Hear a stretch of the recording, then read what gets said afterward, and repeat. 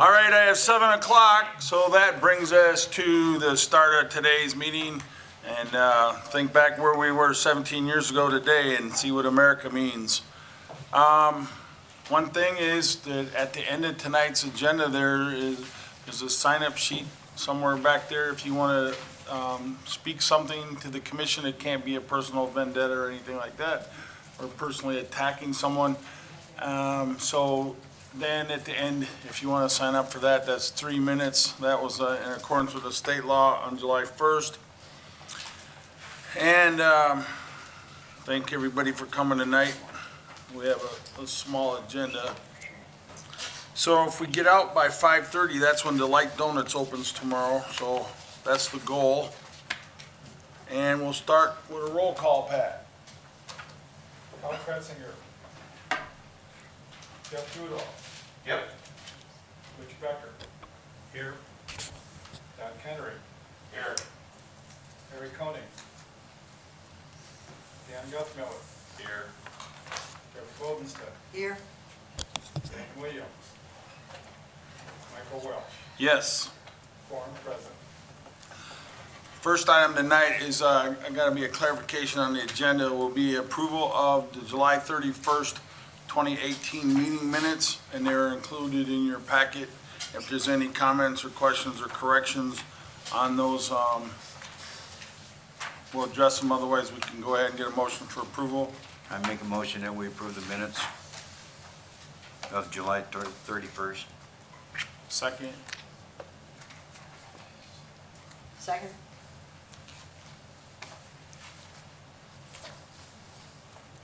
Get that back. So I got Guthmiller and, Kretzinger. Goodall. I made the motion and Dip second. Goodall and Bodenstedt.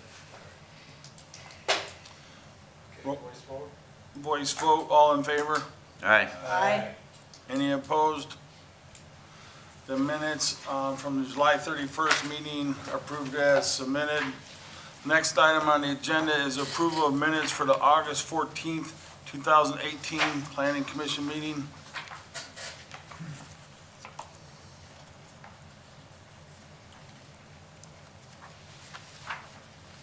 I'll make the motion to approve the August 14th minutes. Second.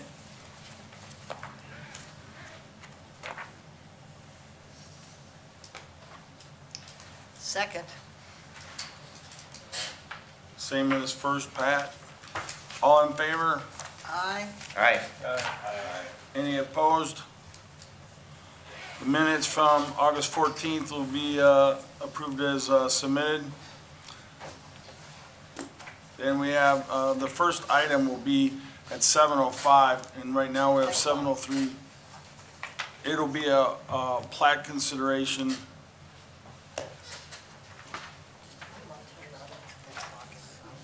And the clock back there is in some kind of time warp failure. It's about 5 minutes slow. The only time we want that is at the end. So it's 7:05? 7:03. 7:03 right now.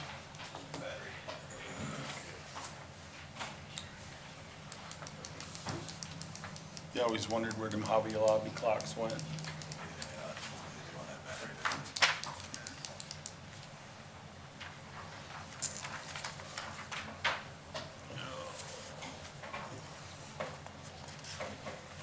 Mr. Chairman, Yes. could I have one of those minutes? For the 31st or the 14th? Neither. Oh. Just 30 seconds. Which one you want? It's not on the agenda, though. It's not a voting item. It's No? got nothing to do with anybody here. We'll have to do that at 9:30 at the end. I tried. I hate to waste time.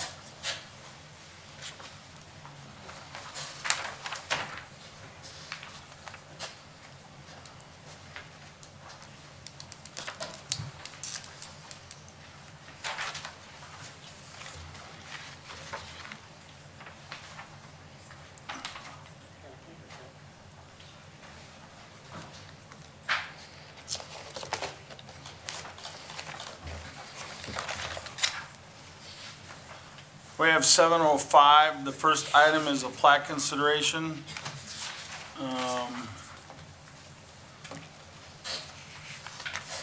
It is lots 1B, 4B, 6B, and 7B, northeast 1/4, section 24, township 95 north, range 56 west, hereinafter referred to as Central Township, county of Yankton, state of South Dakota, 911, address is US 81, Utica, South Dakota.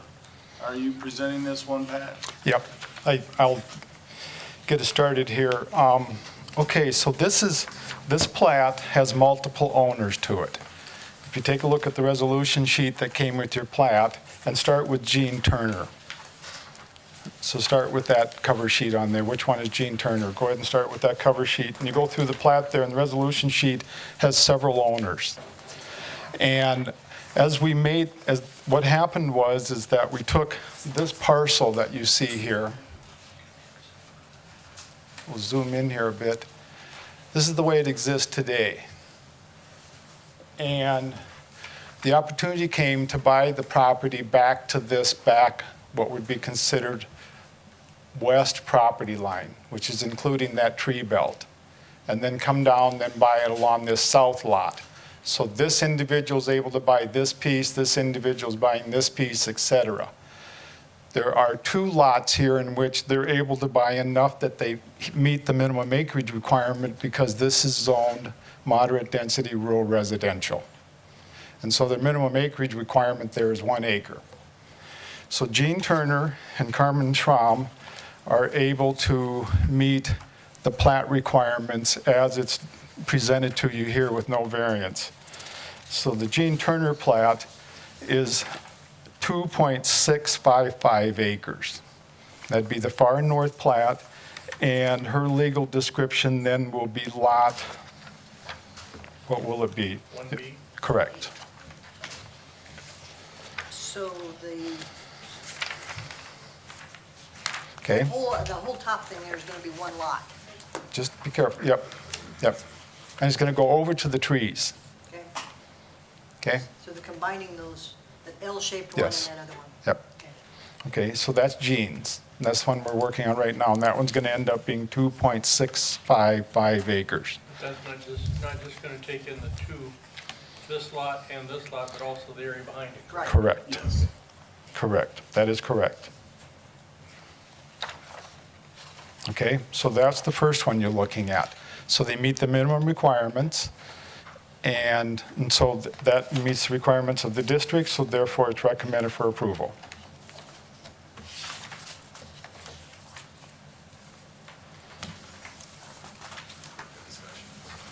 So are we doing this, all these pieces as separate entities? Yes, we will have to, because some of them didn't meet the minimum acreage requirement and have to file for, are going to be coming up later on the plat request.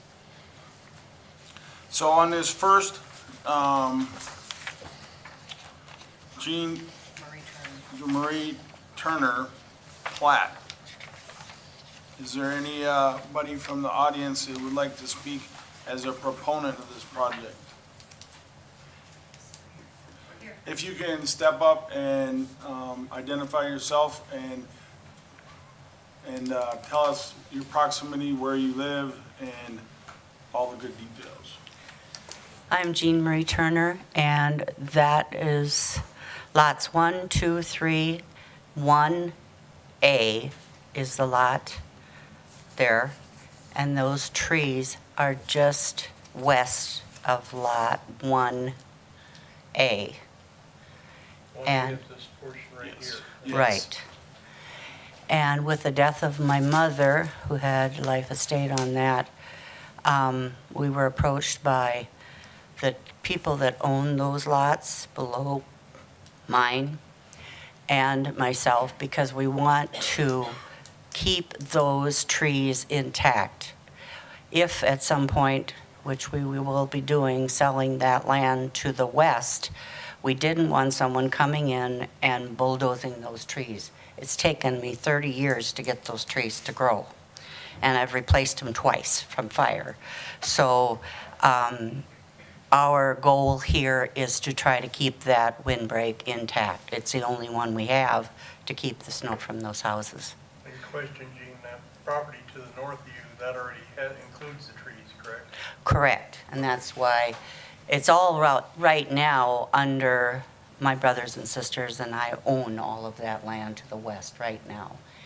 And those below me are the owners of those plots, and they are requesting that those be made lots clear out to that tree line. And Pat, there's a fence along the back end of that.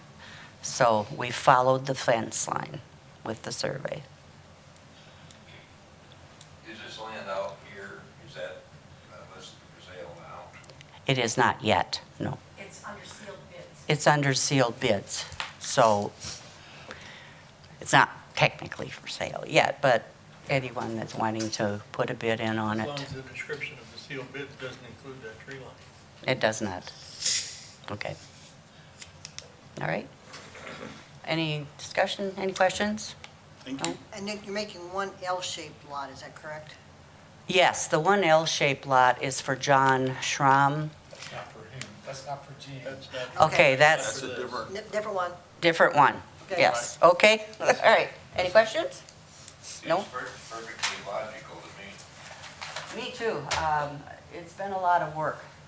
If any of you know the land out there, it's rocky and it's hard to get anything to grow into that pasture land there. And because I've had the pasture for several years, it just makes sense for me to go out to the trees and then those that live to the south of me to extend their lots to the west because it's nothing but grass. It's native grass. And it just makes it a better lot for everybody concerned, including the trees that they want to keep too, so. all right, thank you. Thank you. Is there any opponents to this project? I'll close public comment back to the planning commission. Any discussion? If no discussion, we do a motion. I move approval. I second that. Roll As you, call. Dan? Dan? Yes. Second. These findings of fact. Yes. Well, they meet the requirements. They meet the requirements of a plat under that jurisdiction. Kettering, Yes. Guthmiller, Yes. Goodall, Yes. Becker, Yes. Bodenstedt, Yes. Welsh. Yes. Motion carried. Okay, the next one in front of you is a plat consideration regarding the Schramm plat now. So that one will be a little more of that L shape. Because it's going to be Lot 4B. And so, and to lay it out there again, so this would be, Schramm's going to come down, and this is theirs now, and they're going to come down by this piece. Yes. And then it's going to be extended out to there. Okay. So now and that lot size then ended up being larger than an acre, which was 1.252 acres. So that meets the minimum acreage requirement and other requirements for a moderate density rural residential. So, Is there anyone, is a property, is one of the people attached to this plat here to describe it?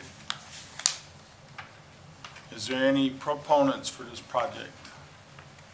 Is there any opponents? Is there any discussion on the plan commission?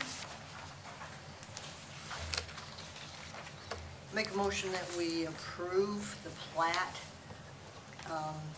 for the Schramm property as it meets the requirements for the R2 yep, neighborhood. The plat being 4B, right? Flats. Plat 4B. Dan, second. Dan did? Okay. Roll call, please. Okay, this is for approval of the Schramm plat. Bodenstedt, Yes. Guthmiller, Yes. Goodall, Yes. Becker, Yes. Kettering, Yes. Welsh. Yes. Motion carried.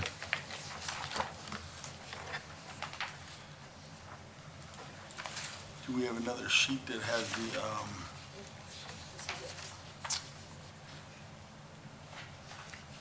that's four. The next,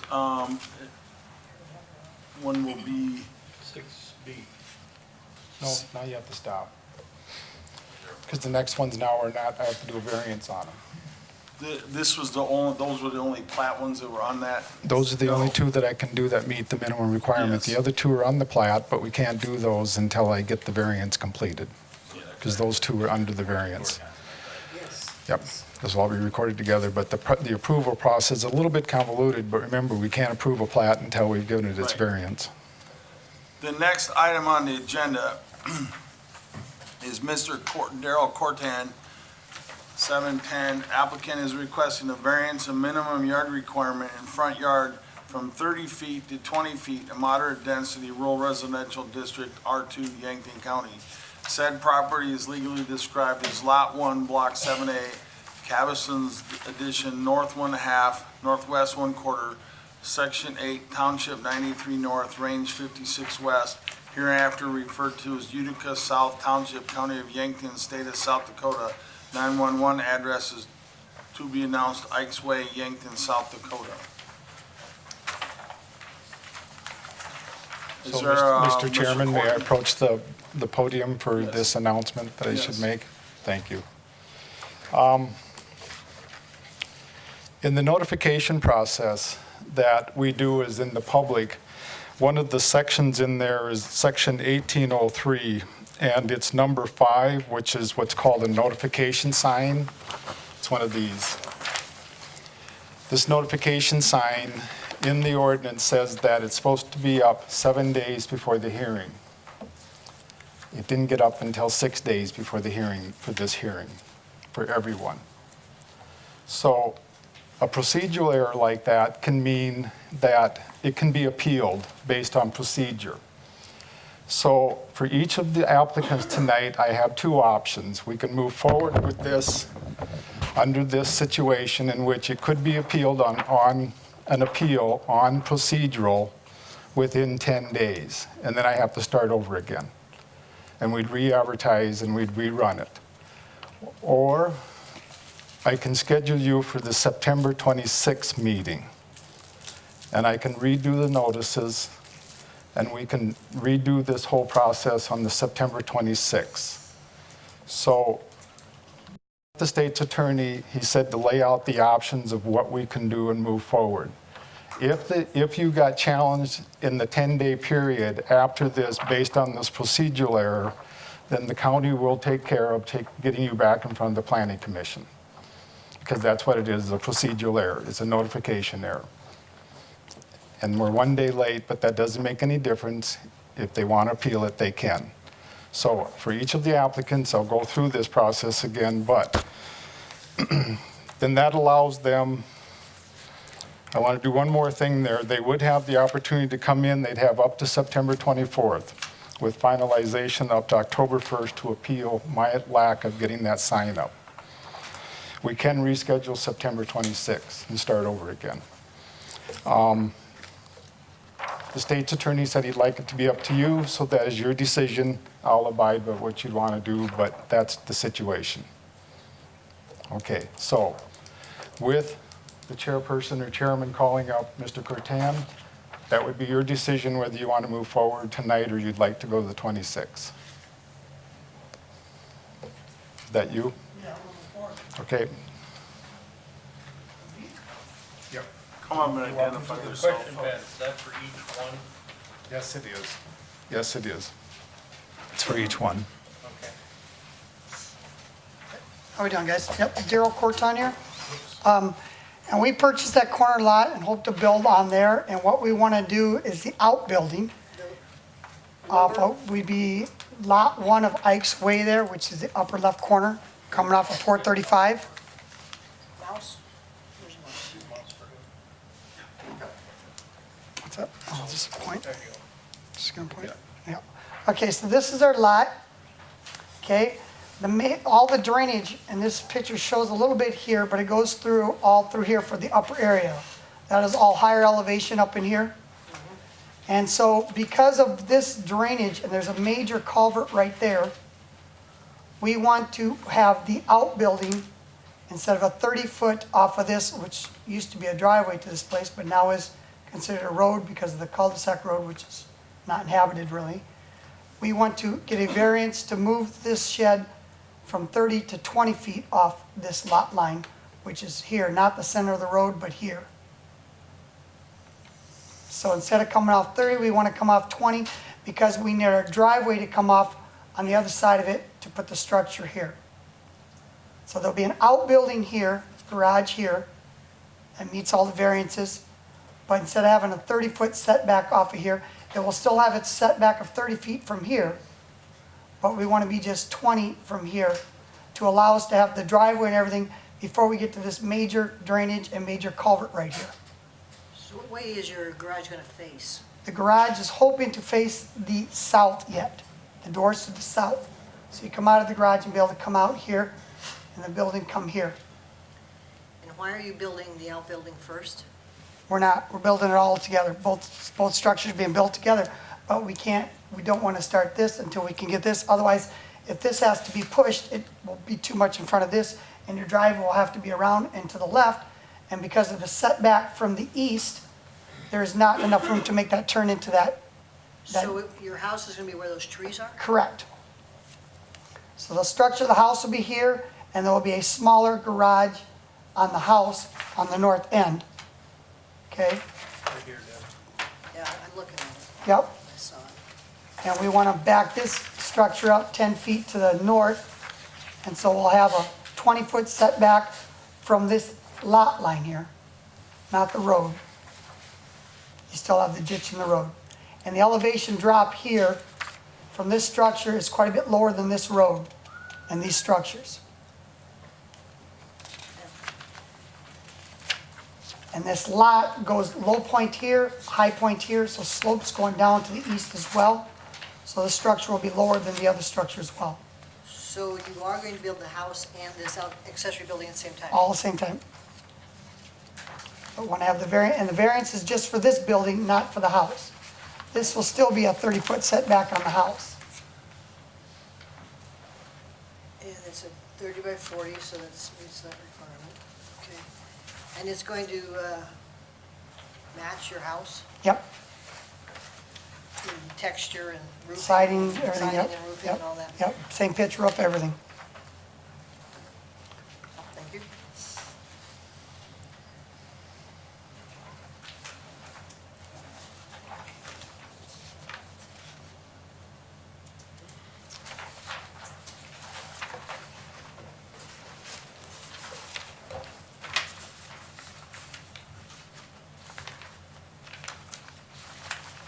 Thank you. I think, Is there anyone in the audience who would like to speak as a proponent for this project? Is there anyone in the audience who would speak as an opponent to this project? Public comment will be closed. Back to the planning commission for discussion. I don't see any issue because this way it looks like it allows his driveway to come off of the cul-de-sac road before the culvert. So it would eliminate causing a dam or having the hardship of having to put in another culvert to do this. And I appreciate the fact that he's turning the building in such a fashion so the long way runs east-west on that, which gives him more room for accessing the building.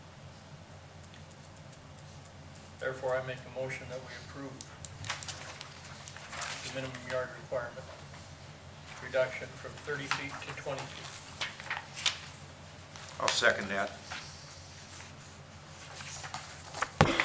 One of the things I'd like to add in that, Pat, is that one of the considerations for this was the existing culvert under the cul-de-sac road.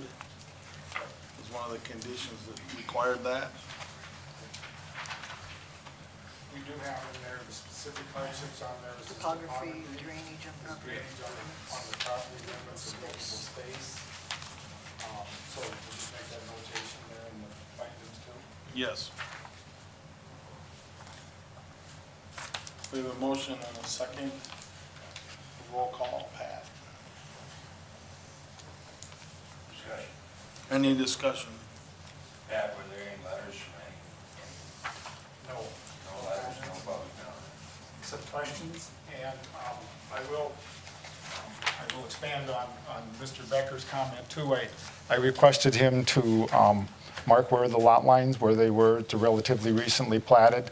And then we also marked where we would be with the wall of the structure, and it gave good perception of what's going on there. So I think that helped a lot with people being able to go there and see that site. I did not get any, I just had a couple phone calls regarding it, where was it? But beyond that, nobody had any, anything negative. Thank you.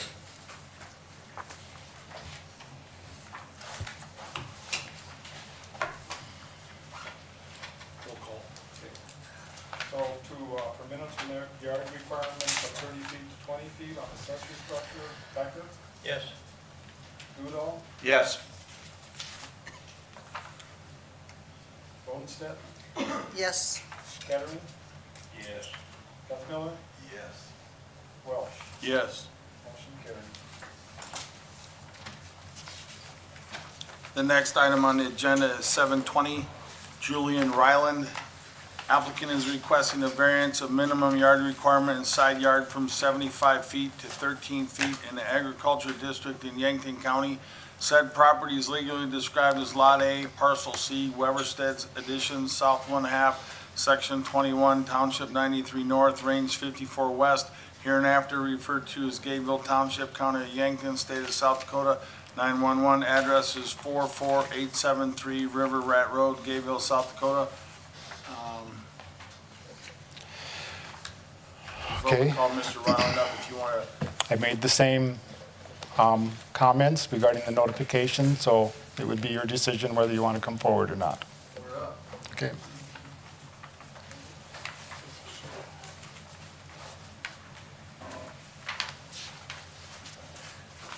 So I'm Julie Ryland, and this is my husband, Phil Taw. Different last names. Okay. Yeah, our property is that little snake there at the end of that road there, little pointy piece. It's, Is that your mouse? yeah, sure. This one right here. And that was grandfathered in before zoning. The Cody's out of Gayville owned that property, and my wife bought it in 2005, just after the zoning. It's just under 2 acres, I believe. So we've remodeled the cabin to the home, and the garage was there. And then 2015, I had discussions about putting an accessory structure up along this edge of the property here. That white spot there, that's the house. There's another building over here. We put an accessory structure in the trees there next to that property line. We had a contractor out of Sioux City do that.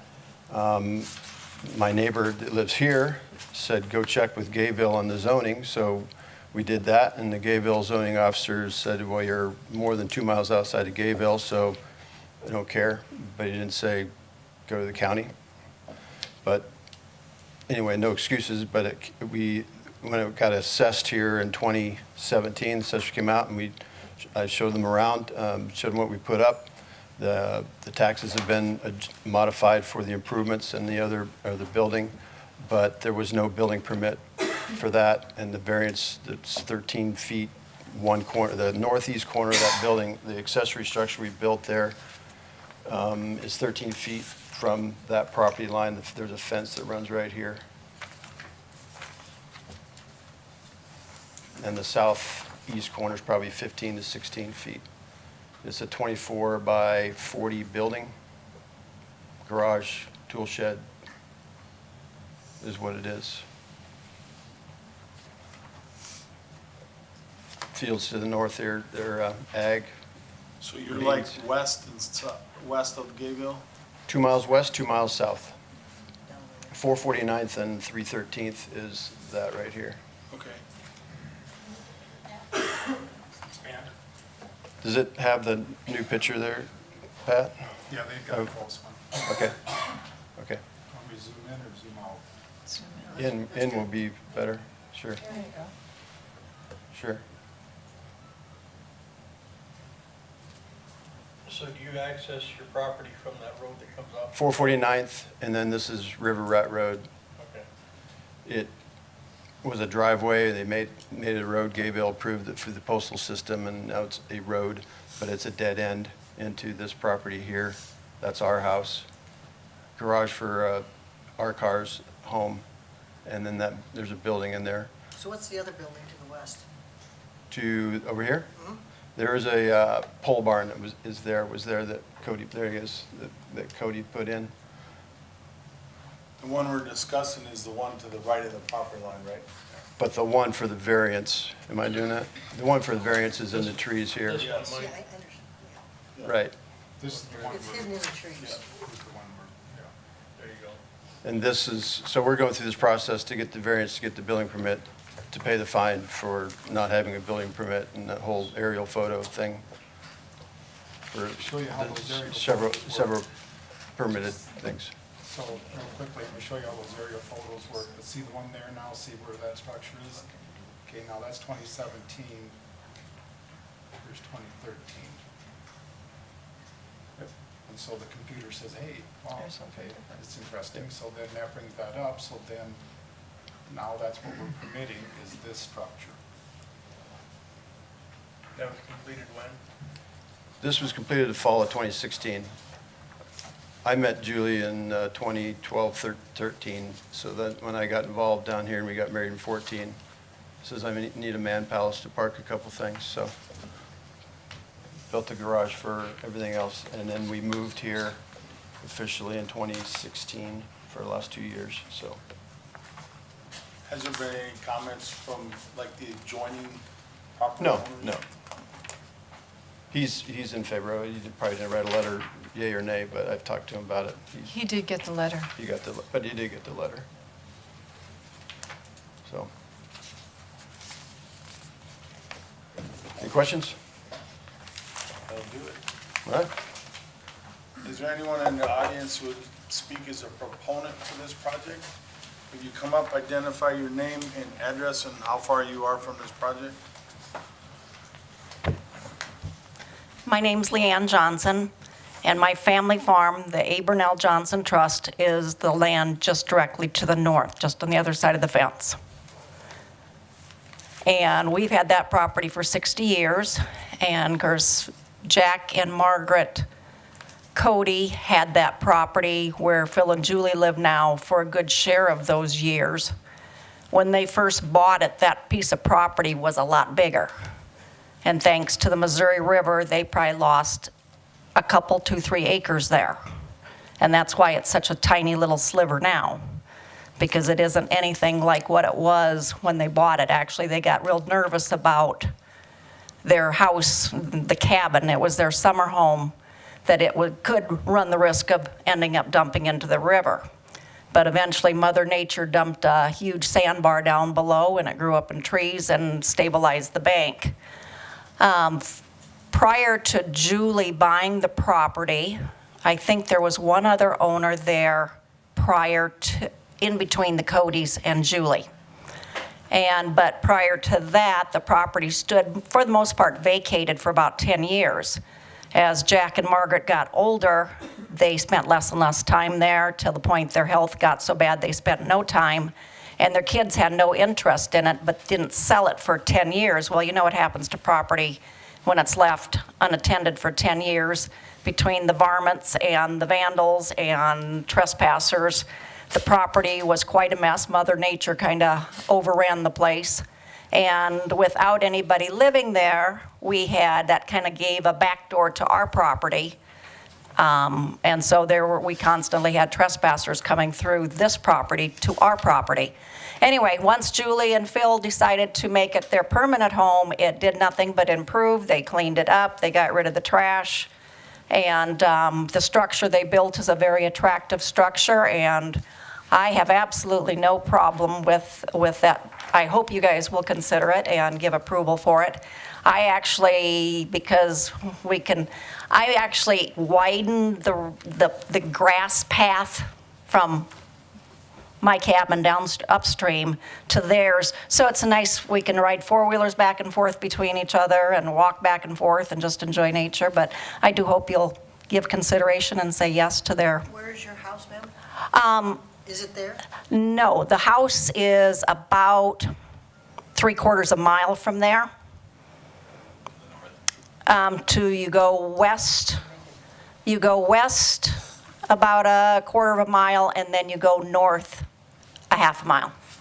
And it's all on a field road. I mean, it's just strictly a field road getting there.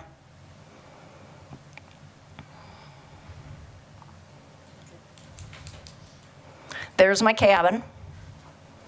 And then straight north of there, a little bit north, a little bit west, is our family farm.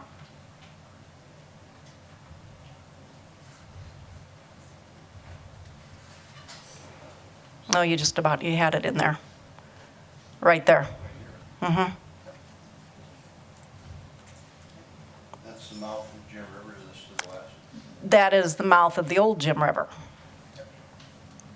But it is the Mission Hill watershed that we're having problems with, so, and the water from up north dumps in right there at that, where the yellow lines come together.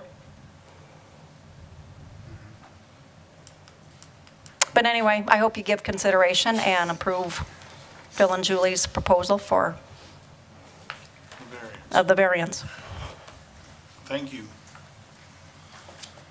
Is there anyone else who would like to speak as a proponent? Is there anyone who'd like to speak as an opponent? Public comment is closed. Back to the planning commission for discussion. Oh, you wanted to be an opponent? Louis Johnson, 30441 447th Avenue, Volland, South Dakota. I have issues with this because of the fact that it's zoned ag. And I cannot speak to Mr. Towle because we're involved in litigation. It's my understanding that there's more than one living quarters on that acreage. I don't believe it was, and I don't know if that's true or not. And he was very adamant about not granting variances for ag in an ag district at previous meetings. And now we want to have a variance or a get out of jail free card for building a building because we didn't even get a permit. I have issues with that. And I guess the only way I could see that you should pass this or let him do that is to impose the same ag covenants that they have in Minnehaha County on that property. Thank you. Thank you. Is there any other opponents to this project? Name, address, and location, all. John Gunderson, 29875 443rd Avenue, Irene. I'm familiar with that property. I hate to say it, but it was 50 years ago I used to hunt ducks down there with Cody's. I guess our question is what are they doing for a sewer system? Did they do test borings before they installed it? Apparently they've gotten their neighbor's permission. Do they have DENR permission? If that soil is what I think it is down there, it's basically what I call sugar sand. And if they do have a sewer system, basically it's leaking out into the river. They're on a floodplain. Are they operating a business down there? Is this owner occupied? Or is it rented out? Again, we have the notice issue. I guess, Phil, you have been holding us in ag to an extremely high standard. And I guess I would expect you to hold yourself to that standard at this point. The idea that you went to Gayville for zoning instead of going to the county courthouse, okay. I guess there's a lot of questions in here that I really think we haven't had answers to yet. So I'd pose it.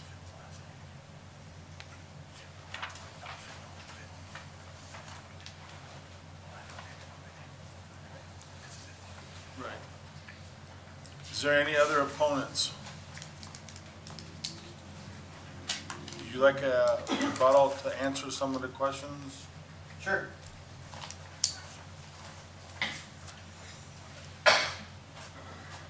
Well, first off, ignorance of the zoning and how it works down here in Yankton is no excuse, but that's kind of what it was. She bought it in 2005 and when we grandfathered in. And then when I came along and we were traveling back and forth to from Sioux Falls, it was basically a summer home for us as well, and made several improvements and probably put in a couple $100,000 worth of improvements in that property. So no excuse, but it is where it is now. And so trying to do the best with it and make it our home. Do you live there full-time It is, right now? it is owner occupied full-time, yep, By you? yes. Are there any other occupants on the property? In that pole barn, there's a couple that live there, and they're basically caretakers. They don't pay rent, they pay little utilities. In a pole barn? They've made it an apartment. Cody's had, when the Cody's had put that pole barn up, there's a, Which building is sure, The white one. that's to the west. Probably 150 feet or so What type of utilities from are that. in there? There's, pardon me? Is it finished? Is it a home? Okay. In 2005, when Julie bought the property, there was a young company there, Missouri River Expedition, and they were giving kayak tours up and down the Missouri River. Okay? So they had a few folks living here, and Miss Cody let them summer in the house. Okay? In your house? In that house, she let them live there and operate their business out of there. Okay? That business is now defunct, but when Julie bought it in 2005 and started making improvements and wanted to come down here and live, the folks that were there running that business wanted to stay in here. The advantage of that was that there was a cistern that the Codys had put in, that they pumped water out of the river into a cistern and then pumped it, and they watered a garden back in the day. They also had a septic tank system installed over here. So that was there when the property was built.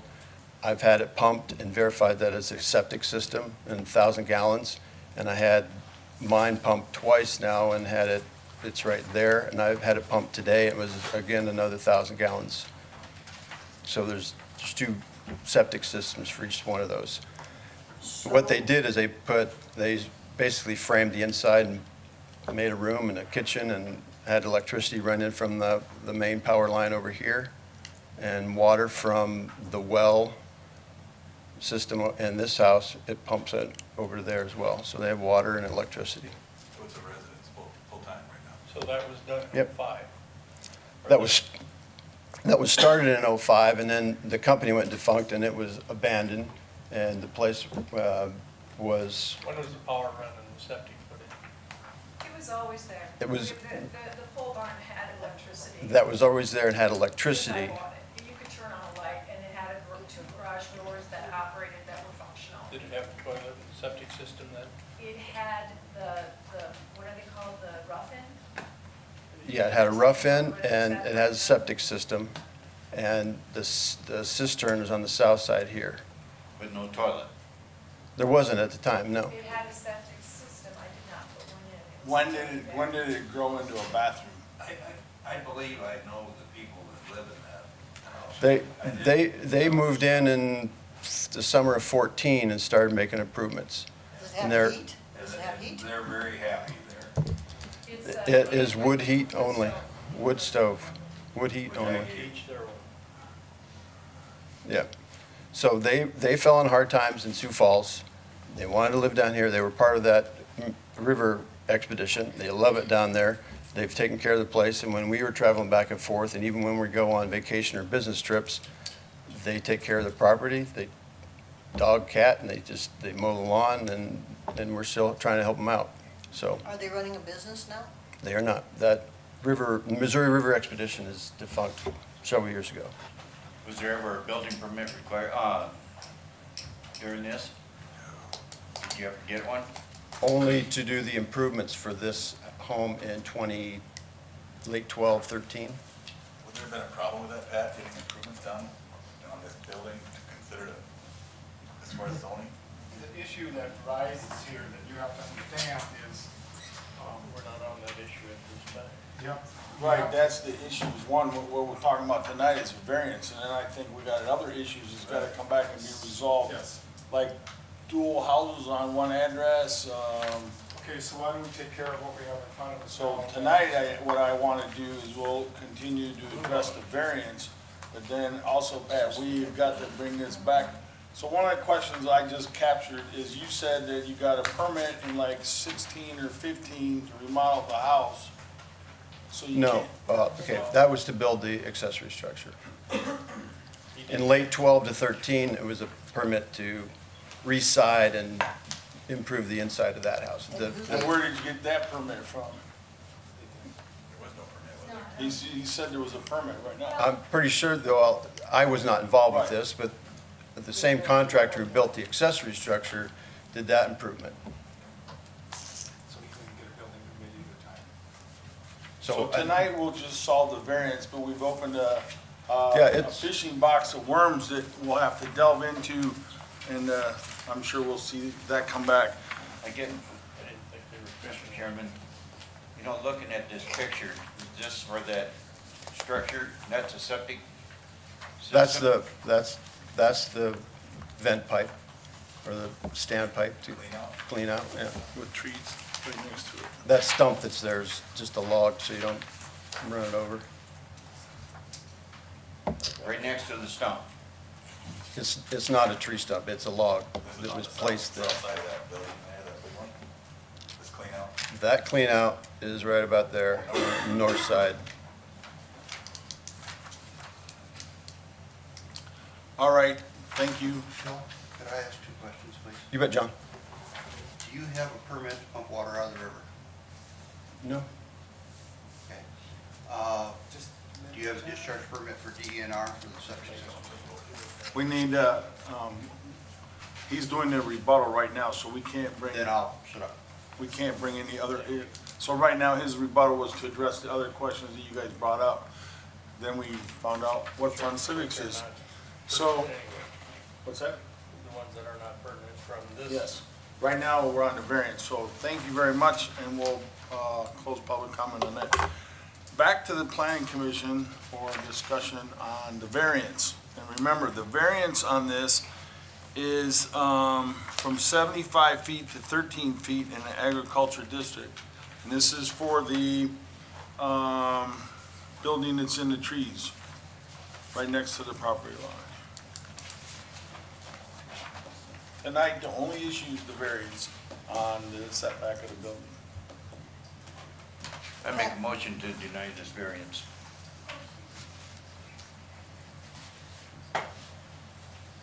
Pat, if the variance is denied and the structure's there, what is the outcome of a denied variance? The legal proceedings of removing the building, I guess. Actually, it's not, what would be the next step would be to move the building to compliance. If the building isn't removed to compliance, then the lawsuit starts. Or purchase enough land to have compliance next to it.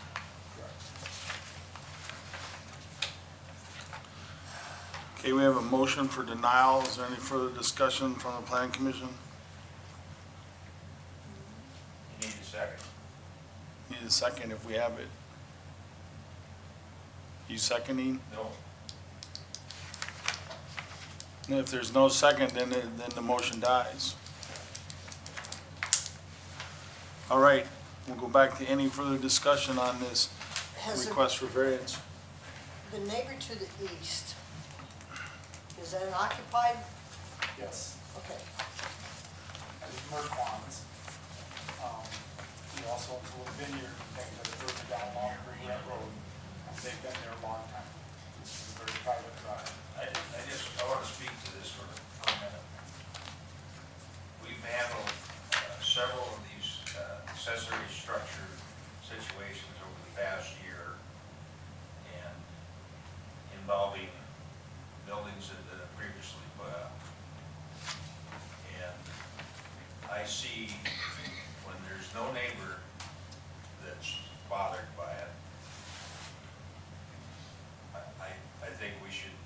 stay in the pattern of what we've been doing in the past and approve the variance.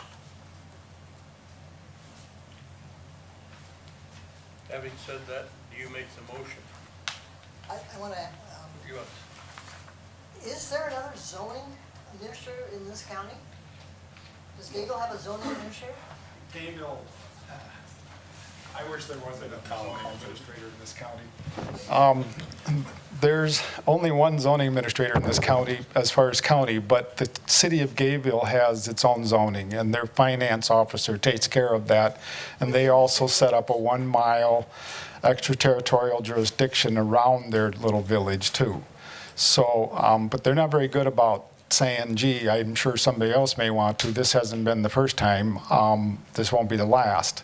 Going back to what Mr. Kettering has said, do we have a solid underlying reason why we will not do this variance? I agree with the action that got us to this place, but I want us to have a good, solid reason why too. Why? Because the neighbors are fine. He's literally said, I'm okay with it. I don't know why you're doing this, and that would be Mr. Merkwan. You've had the other neighbor come up, which was Mrs. Johnson, and she was quite clear. Are we sure? I agree with Don on some of those statements there. We really, if there's not a really strong reason why this shouldn't happen on this thing, I think we need to be very careful where we tread on this by not allowing it. So the violation of the zoning law results in just paying for a building permit, is that correct? And the fine of $100. There's a $100 fine? Yep. And then since this entity, I couldn't issue that building permit because I can't do it administratively because it's in the yard setback. It's a 75-foot yard setback in an ag district. So now we have to go in front of this before I can issue it. One of the opponents that spoke against it was, sounded like you'd be happy with us making the note that it is in an ag district. So maybe with that note, I think, we would be willing to make a motion to. but I don't think that can be attached to it. I appreciate your sentiment on it and that kind of thing, but they're not related. We would have, if we're doing a minimum lot requirement, absolutely. We're creating a whole new lot. We're just doing a yard, to tack that on there, we will not have any teeth to that. That won't be a condition we could do that on. It's just a variance, it's not a condition. What we can do is what you saw later. There are some other issues that we do have to address, and I do have to go back to Mr. Tao and address those issues. We have very clear directive in our ordinance about multifamily on the ag district, and we have to go back and address that. But that's not, what's in front of you right now is this. Those things appeared as we started working our way through this. It's just how life is, that's how it works. But I want us to be careful because, one, I want us to be confident and we do the right thing, and two is I want us to be on the right side of any jurisdictions that that may be, and three, do the job right, but let's be fair about it. Again, the issue tonight is the variance of the property setback only. All the other things are peripherals on that need to be addressed at a different item. I'll make a motion that due to the fact that in the past, we have allowed variances where none of the neighbors or that would be affected are here to complain or send any complaints in or letters there too. So for that reason, I recommend that I make a motion that this be passed, the variance be passed from 75 down to 13 feet. A minimum yard requirement. I'll second that motion. I think we should add that this variance is only affecting this particular building and no other structure. It's all it's written for. It's only written for this. It doesn't have to, you don't have to say that because it's only written for the one building. Okay, I'll take that. Any further discussion or a motion on the floor? Roll call, Pat. Becker, Yes. Kettering, Yes. Goodall, No. Beth Miller, No. Hodenstadt, Yes. Welsh. Yes.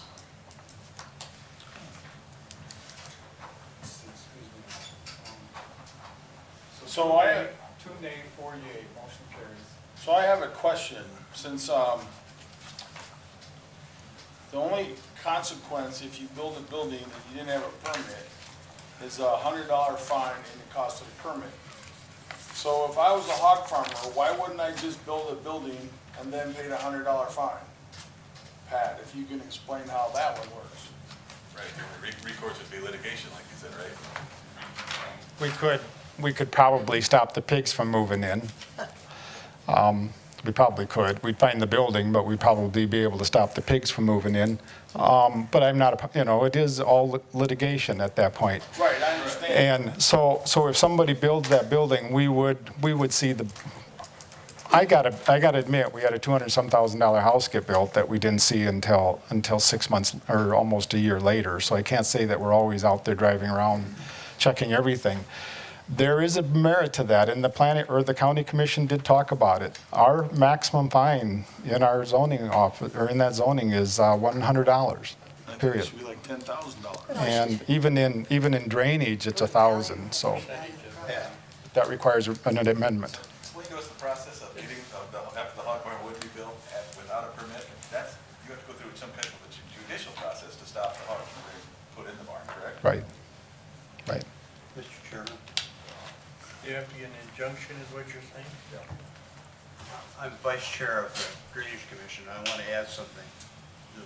That was a farmer board, and we put a penalty of $1,000 a day on because we were concerned about people doing it right and making sure the rules were enforced and giving Pat a proper hammer to deal with a violator. Well, one thing is that. Again, that was a bunch of farmers policing themselves. One thing I want to let people in here know is that, we've identified some issues over the last couple of years that have come back to be addressed. We're addressing, in the county ordinances, the size of accessory structures and a whole bunch of other things that are getting addressed. So I think we need to address that, Pat, is like the context that you can wave a wand and write a check and you're on your way to heaven. All right, the next item is 7:30. And I always pronounce your last name wrong. Dolish. Daniel Dolish. Applicant is requesting a conditional use permit for a swimming pool in the agriculture district in Yankton County.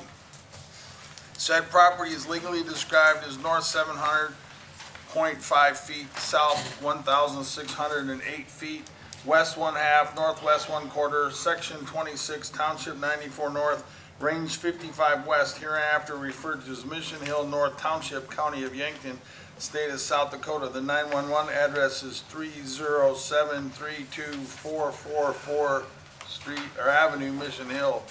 How'd you like to be 5 years old and tell them that address at school?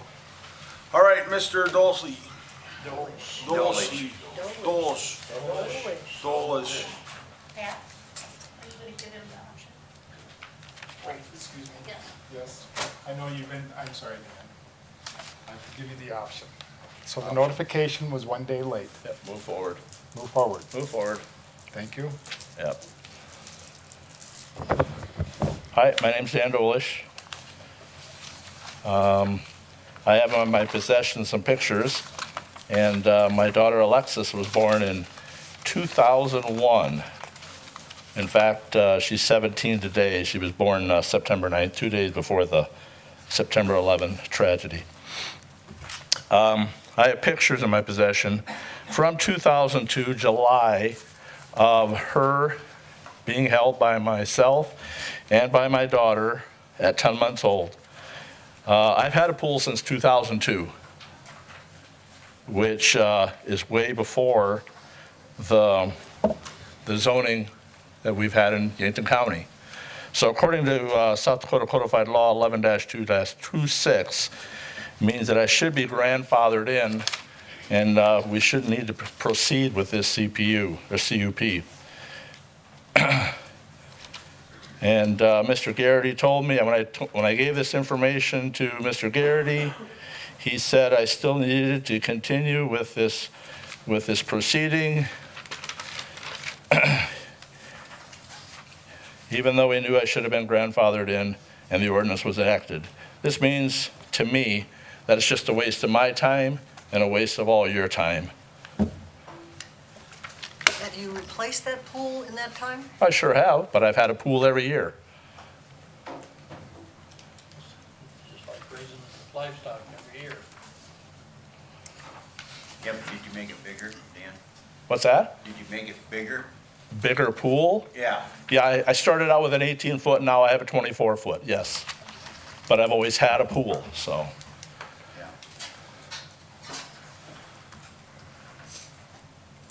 Any questions, or?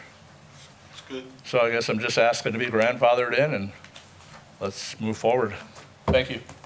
Is there anyone in the audience who would like to speak as a proponent for this project? Is there anyone in the audience who would like to speak as an opponent to this project? State your name and address and proximity to the project. John Gunderson, 29875 443rd Avenue, Irene, South Dakota. A few years ago, we moved a grain bin. I checked with Pat, and he said since it moved and it's changed, I had to have a permit. Now, that bin had been here since probably the 50s. It's an old 3,200 bushel government bin. But I had to get a permit in an ag district to make a change to something that had been there forever. Was it for the new or existing location? It was a different location Okay. and same bin, just yeah. But we moved it actually we moved it, Butch has been on my farm. We moved it to the west feeding floor out there and put it in an old bunker silo, and I still had to get a permit. So, apples and apples. Next. Louis Johnson, and I live just as close to his project as he does to mine. I moved a grain bin from the west side of this section to the east side of this section, from my property to my property, and you can go talk to Mr. Tom Fiedler. I got a permit to move the bin. He increased the size of his pool, and when I increased the size of my house, I had to get a permit. So I don't know what, and I had a house. That house has been there since about 1880, so I should have been grandfathered in, but I still had to get a permit, if we're gonna use that logic. And what really bothers me about pools is the fact that there's a lot of kids that drowned in pools. And I don't recall ever seeing a safety fence around it, and I don't believe Mr. Dolish is there 24 hours a day to keep an eye on it. And I just don't think he's grandfathered in, and if if he wants to get his conditional use, because that's part of the rules of the county, and they want us to follow all the rules, so let's all follow all the rules. Thank you. Is there any other opponents to this project? That'll close the public session, back to the planning commission. Do you have a deck around this pool? A little one. It's basically maybe 12 foot long, just so you can jump in. All four. Do I have a fence around it? No, I do not. But I am well. Do you have a cover over the pool? I do have a cover for the winter, yes. I mean, you said for the winter, but I mean, do you have it for year round? No, I don't have a heater, so I left the sun heaters up. Okay. And I'm over 1/8 of a mile from the road, so there's no kid's gonna stray onto my property for.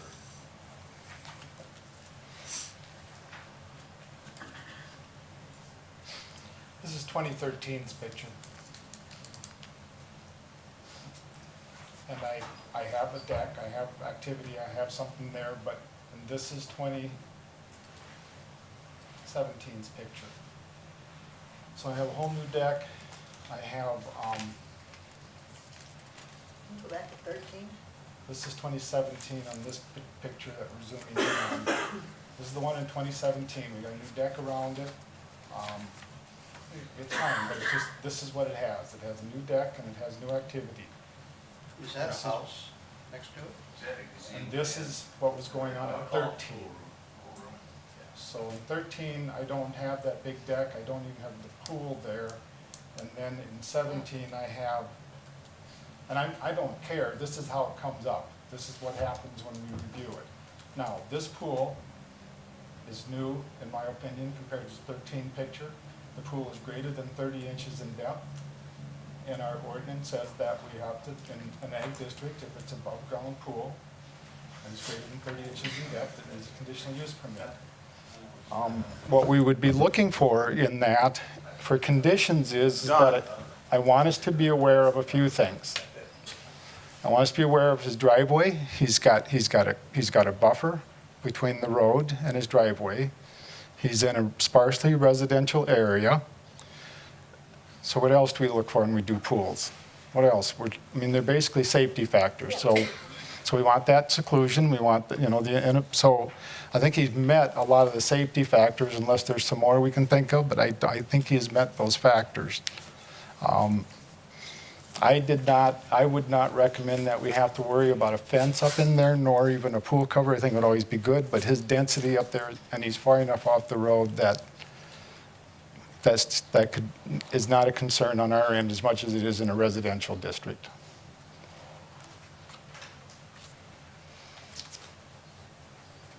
There was a pool in the last 2 years where someone was putting in, I don't remember who, and I don't remember exactly where. On the Kneifel property, they put in a pool.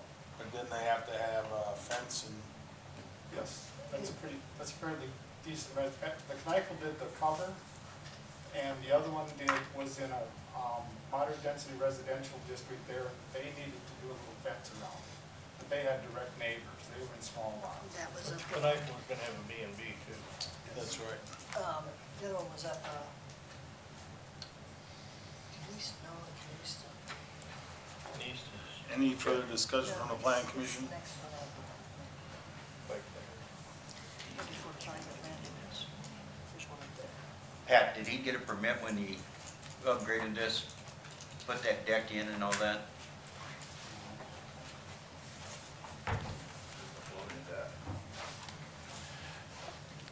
This, actually, we had, Mr. Doley started bringing in permits. Actually, we've had to, this structure here, we had a permit on. This structure here, which is an addition on the front end of the house in here, this is on a kind of a drive. This right here, we did get a permit on. We did have to have Mr. Doley's come in and get a permit on this, and then he did pay the $100 fine. And then that's when the pool came up too then, and then looking at the decking around the pool, also the decking in the front of the house was not permitted. So we got that with this summer.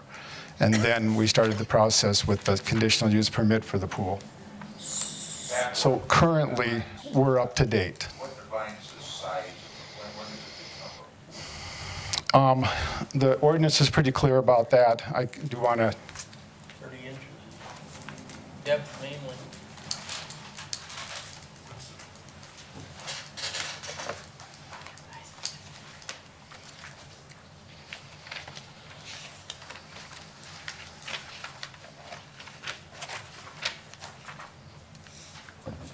swimming pool. Swimming pool. Let's see here. A water-filled enclosure, permanently constructed or portable, having a depth of more than 24 inches below the level of the surrounding land, or an above-ground pool having a depth of more than 30 inches, designed, used, and maintained for swimming and bathing. And our zoning ordinance is quite clear underneath that 30, whatever it was there, that a conditional use permit required for an ag district. Did we have any positive or negative letters or responses from the No. people that were No. reviewing the? No. Beyond the comments tonight, no, I did not receive any in the office or in Is there a letters. fine on the swimming pool too? No, that's a conditional use. Okay. So we went, No building permit Right. violation? Right. Did you notice when you read that, it said portable? Not that. Would you like to come up? Permanently I don't know what you're referring to, so constructed. come up to the Permanently stand. Read the ordinance, it says stationary or portable. But, Permanently constructed or portable. yeah, So it still is a pool, whether it's stationary or portable. Well, That doesn't work. yeah, Still but it still says needs the portable. conditional use permit, even if it's moved. It's portable. Okay. Any further discussion on planning commission? Where's the definition? Where's that? It's in the front of the book, in front, under definitions. After your legal stuff. Page 28. I'm gonna, for discussion, I'm gonna throw out, we're moving into an area here where,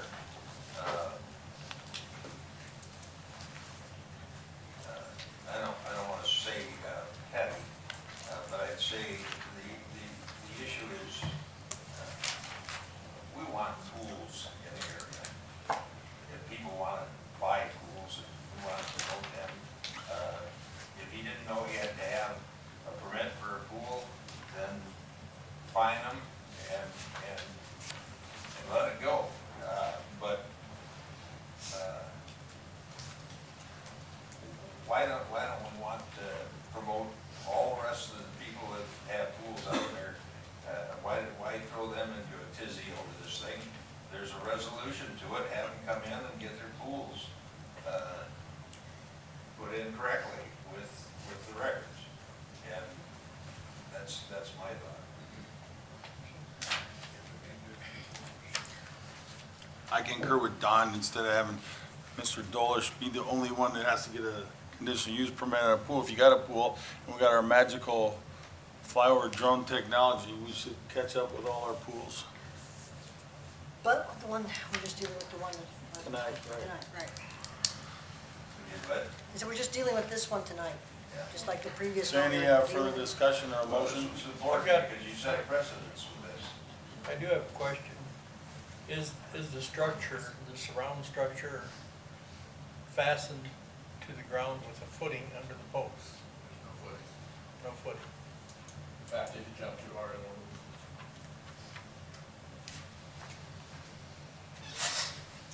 So there was no pool in 2013's picture, is that right? I've had a pool since 2002.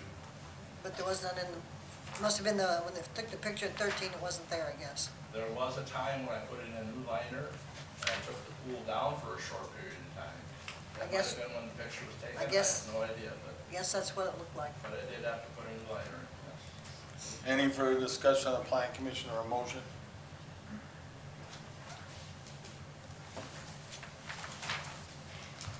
I'll make a motion, we approve the conditional use for the swimming pool due to the fact that there was one there.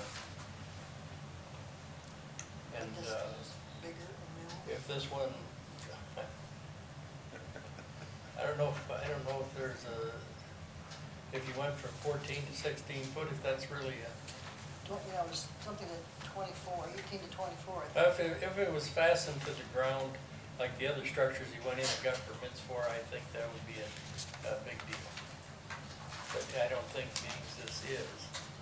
It's a piece of plastic, it's a liner. You put it up, put a framework up that's portable, So you're making a motion to approve. approve it. And I'd like to add on that motion that there was no comment from those who received the letters. We gotta have a second. Is there a second on the proposed motion?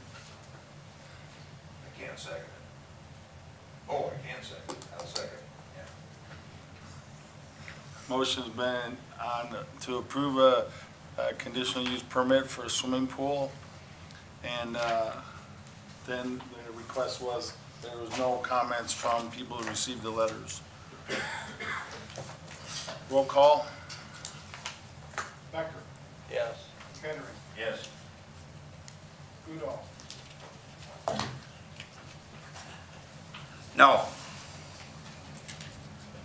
Oldstep, Yes, Beth Miller, Yes.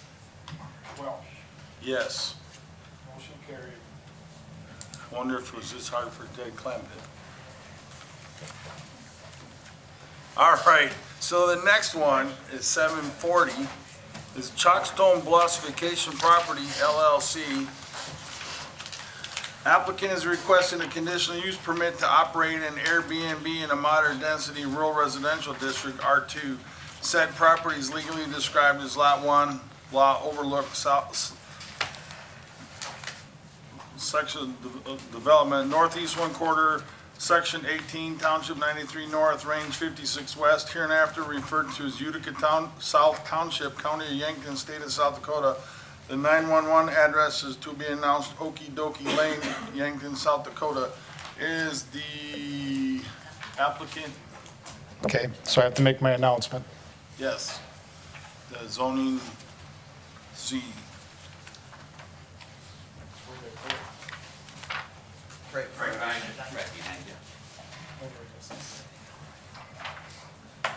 The big orange one. Okay, no, number one, your legal description, it needs to be Lot 5 of Law Overlook subdivision. That is my mistake. We'll correct it now. And Lot that- 5. Lot 5, not Lot 1.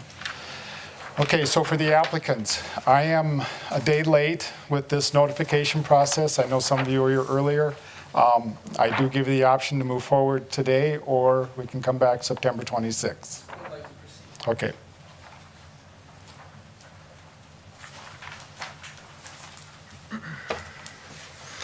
Good evening. My name is Nick Mosier, and I represent Chalkstone Bluffs here. So this property started out actually as a spec home that was built.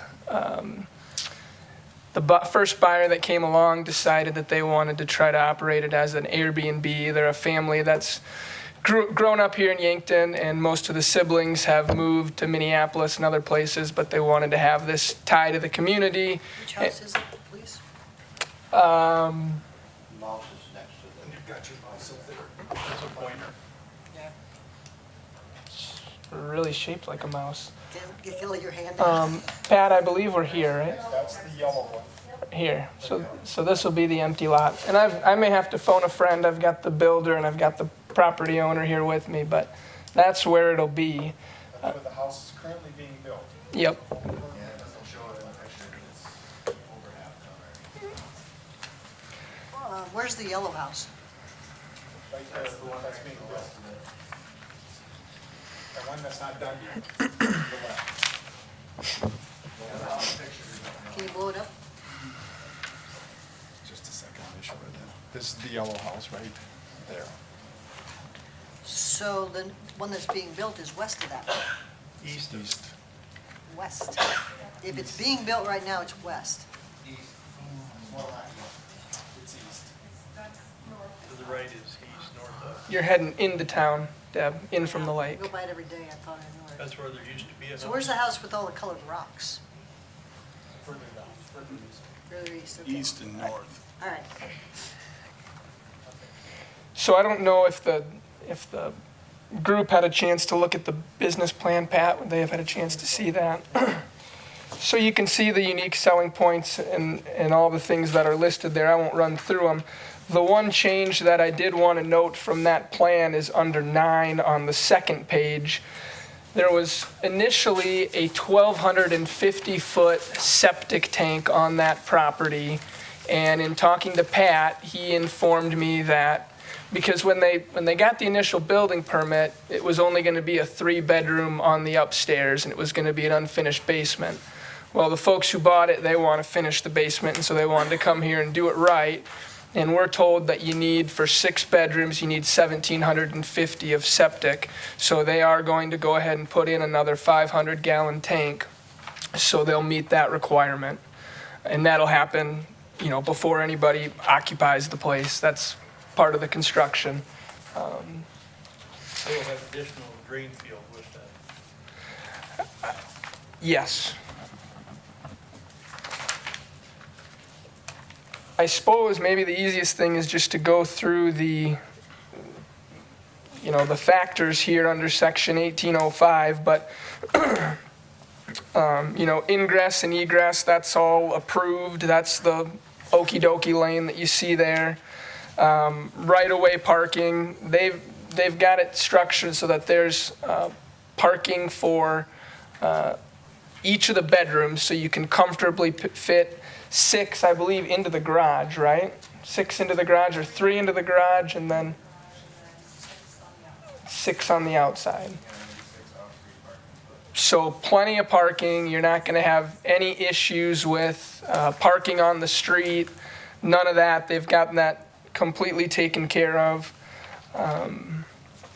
Garbage is going to be completely taken care of. It'll function just like a residential property. I'm very confident in saying that the neighbors are not going to notice any difference between this and if it were a residential property. And I think, frankly, you probably have people out there, well, I know for a fact you have people out there already who are operating these Airbnbs and just haven't come up and talked to you folks about it. So again, they're trying to do it the right way up front. Garbage will be taken care of. You'll have a private entity that'll come in and take it out once a week, just like, most residences out there. The utilities, you're looking at, normal household, with the exception of a 750-foot or gallon septic, which is more than probably darn near any of those residences out there have. Screening and buffering, you're going to see normal residential landscaping, nothing out of the ordinary. As far as signs and things like that, there's no plan for any of that, but if they do, they'll follow Article 14, just like they're supposed to. They meet all the district requirements as far as yards and open spaces, and you can see that on the site plan. It's a moderate density rural residential district, and they meet all of that. And then, the general compatibility. I think the most important thing for you all is the business plan is compatible just with any other residential expectations. And by that, I mean, you're not going to have special events out there. You're not going to have, concerts and things like that. It's not that type of venue. It's going to operate just like any other residence does out there, other than you're going to have different people who are going to occupy it. But you're going to have a management group that has a management plan. Again, they all have ties to Yankton, so they really care about making this, a tourist opportunity and something that's going to promote our lake area. So with that, I'd stand by for questions and listen if there's any opposition. With the 6 bedrooms, is there, they going to be like 6 different entities that would rent it, or is that going to be considered when they lease it out? That's a good question. They are not going to rent it out to separate entities. You have to rent out the whole facility as one. And is there a maximum amount of people that can be housed in it? Well, I don't know, Liz. How many people are you going to market that as far as can stay there at a time? 16.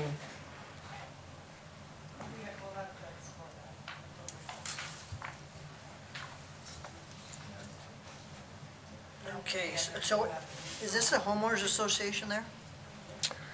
I believe there is a homeowners association out there. It's not formed yet, I don't think. There's not.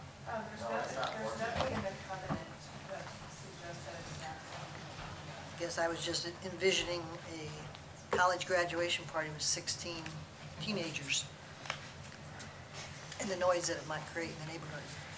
Well, 16 people, 16 people. College graduation. 16 teenagers? Well, whatever. well, I mean, you can envision the worst case scenario anywhere, but I was at a lot of parties out there growing up where there was more than 16 young people at residential places, so. Probably so.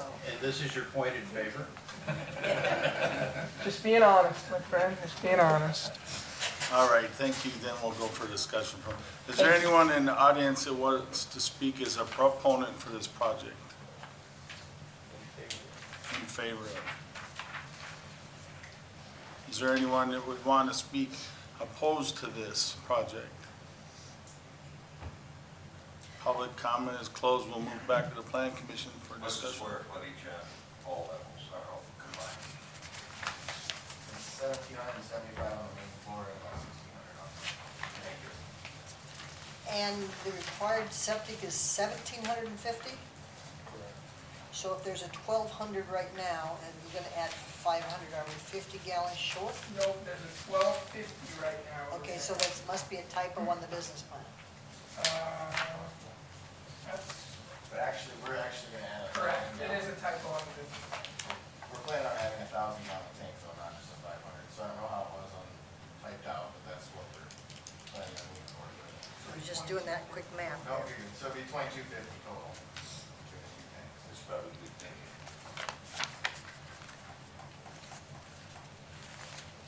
I move approval of the application. Additional use. I'll second that. Roll call, please, Pat.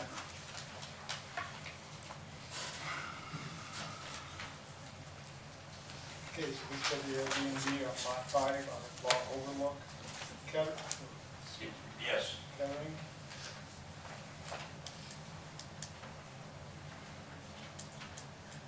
Rudolph, Yes. Becker, Yes. Juanita, Yes. Miller, Yes. Welsh. Yes. The next item on the agenda is 750. Chip Horton, applicant is requesting a conditional use permit for a swimming pool in the agriculture district in Yankton County.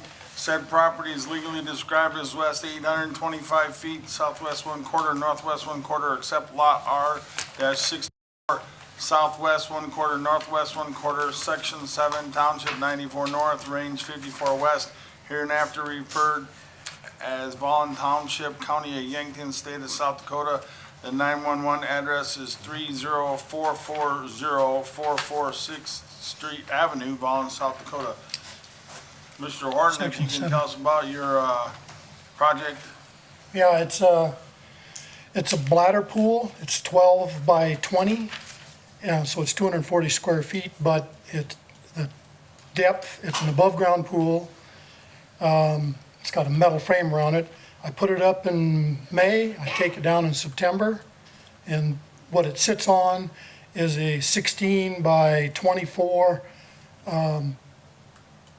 2x4s filled with sand and covered with a tarp. That's what it actually How pools. deep is it? The pool is 240 square feet. How deep? It can be 48. Yeah, and then I have steps from my deck. There's 3 steps in about a 5x4 platform that go down into the pool. There's no other decking around the pool. And I do have a gate on it. I have a grandchild, so. I didn't realize I had to have a conditional use permit, honestly. I've used it 5 times in my life. I'm a glorified pool boy is what I am. So I just put it up and take it down, and it's a saltwater pool, so we don't use chlorine in it. So strictly a temporary structure. And it took me, the actual steps are held to the deck by 2 bolts. I can tear it all apart and disappear in about an hour, and it's gone. And when I leave, it will be gone, because I'm not taking the pool with me, I guarantee that. All right, thank you. Is there anyone from the audience who would like to speak in favor of this proposal? Surprise. He's my neighbor. I don't have a problem with it. Thank you. Is there anyone else who would like to speak in favor of this project? Is there anyone who'd like to speak in opposition to this project? If not, public comment will be closed, and we'll go back to the planning commission. So I think we had our precedent. I'd make a motion to approve the conditional use permit. I'll second it. To approve the permit, the base is fine too, right, just like the last one? Is that in the motion? I'm sorry, I got 3 things going on here. Number 1, Chip, did I tell you about the notification? No. Okay, Denise just reminded me. I don't know, okay, I'm sorry, but I'm supposed to have put this up, there was one on it. yes, I was supposed to put it up a day earlier. Oh, okay. I didn't get it up. So you have an opportunity to do it tonight or September 26th. And so you already done it, so you want to, okay, I'm sorry. Okay. We have a Now I'm motion. listening. We have a motion, and it was made by Dan. Dan. To approve the conditional use. Conditional use permit. Seconded by I second it. Joe. Discussion was, approving the conditional use permit and the fine has to be paid too. Is that right, Pat? On this one, this is a conditional use, so it isn't a building permit issue, it's a conditional use, it's a conditional. If they put a deck around it, they do all those things, they kick in, then I need a permit. But this says building ladder, pool, and deck. We got a deck thing going there, so, but on that one there, if it requires the fine, it requires the fine. I have to take a look on that, yes. But Chip is coming in more on the fact that we see the pool than this change fine to bring it up, like a $50 dollars. So they're uniform. It's just, Chip is doing it to get a conditional use permit, correct? Yes. So the Roll conditional call. use permit for Mr. Dolish was a non-issue because he already had one. This is the upgrade. I didn't have any conditional use. The It's a pool, building grandfathered in. we gave him a conditional use on the pool. Remember? Now, and that's a use, so now you can use that pool, because he changed that pool, that's why it showed up. On the new pool, on the upgrade, no. Otherwise, there would have been no reason to it. Roll call. Okay, so this for the conditional use permit for Fort Gus Miller, Yes. Goodall, Yes. Becker, Yes. Oberstedt, Yes. Kettering, Yes. well, Yes. motion carries. The next item is 8 o'clock, is Mary Neal.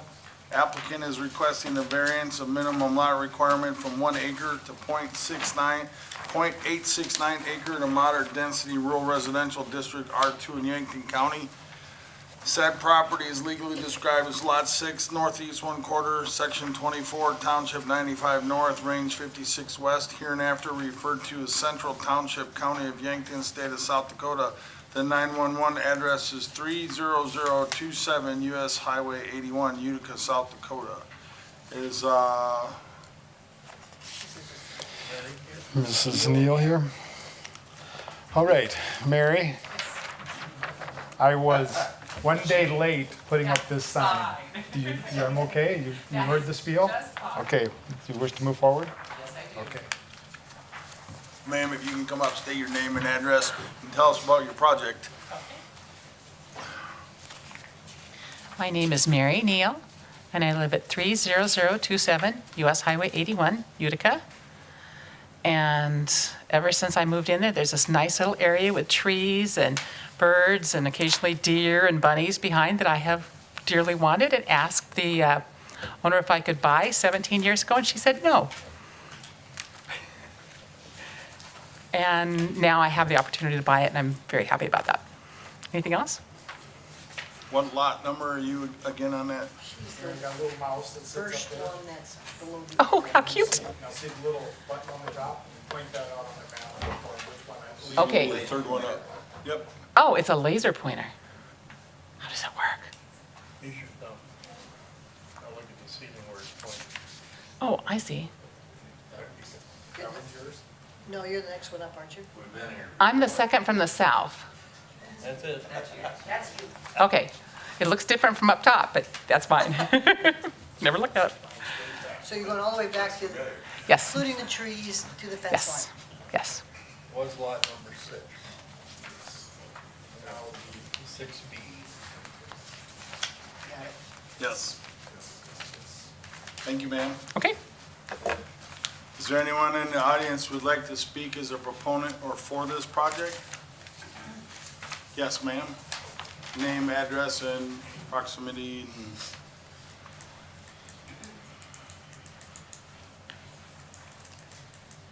I am Mary Kay Swock. I'm one of the 7 owners that received this from our mother when she passed away. It should have been sold to these people when she was alive, and she never got it done. So, plain and simply, we're trying to get this to the rightful people, and they've worked hard to keep that grove of trees alive for several years. It needs to go to them. The rest of the land, we don't want the new owners, when we're selling the rest of the land, to tear down those trees. So that's why we want it to go to them. Thank you, ma'am. Is there anyone else as a proponent for this project? Is there any opponents for this project? We'll go back to the planning commission for discussion, and then after this, we'll immediately go in and address the plat. Is this under variance? This is a variance for the minimum lot size from 1 acre to .869. I make a motion we approve the request of the variance. I'll second it and add to the fact that it has to do with it's being upsized anyway, closer to the 1 acre. Especially due to that. Second, Yeah, I'll let you second. I second it. roll call, Pat.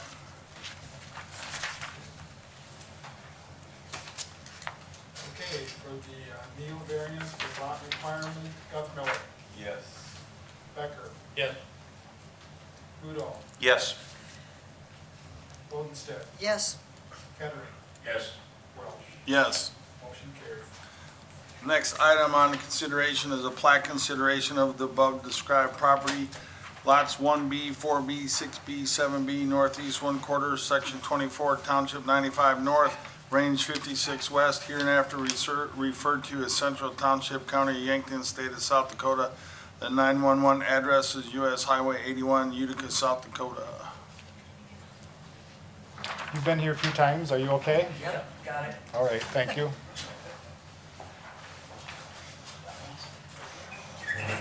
Wait, you're going on the plat consideration. yeah, this is fine. Yeah, we're still on the plat. We're still on the plat consideration, Pat. We haven't voted on the plat consideration yet This is- Let's do it after we finish with this one then. for Mrs. Neal. Linda and Rick Bentley, 30029 US Highway 81 with the south one, and we just want that little piece behind us. Been looking at it for over 20 years. Be nice to have a reason to just let the dogs run farther and fence it all in, and Thank you. that's about it.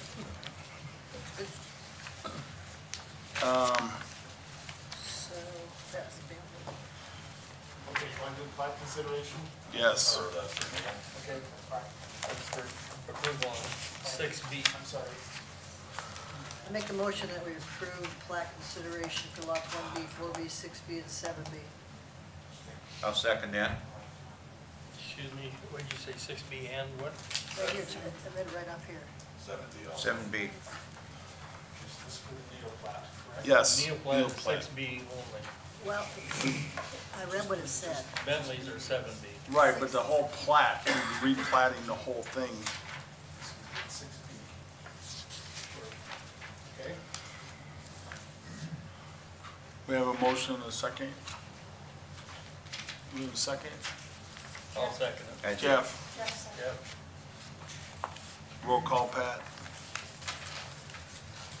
so who made the motion? I did. Deb, Second by Okay, Jeff. Odenstedt, Yes, Becker, Yes. Yeah, it was supposed to be Jeff. Yes. Kettering, Yes. Guth Miller, Yes. Welch. yes. Okay, sorry. All right, now we're back on track, so the Bentleys that came in and talked about their project.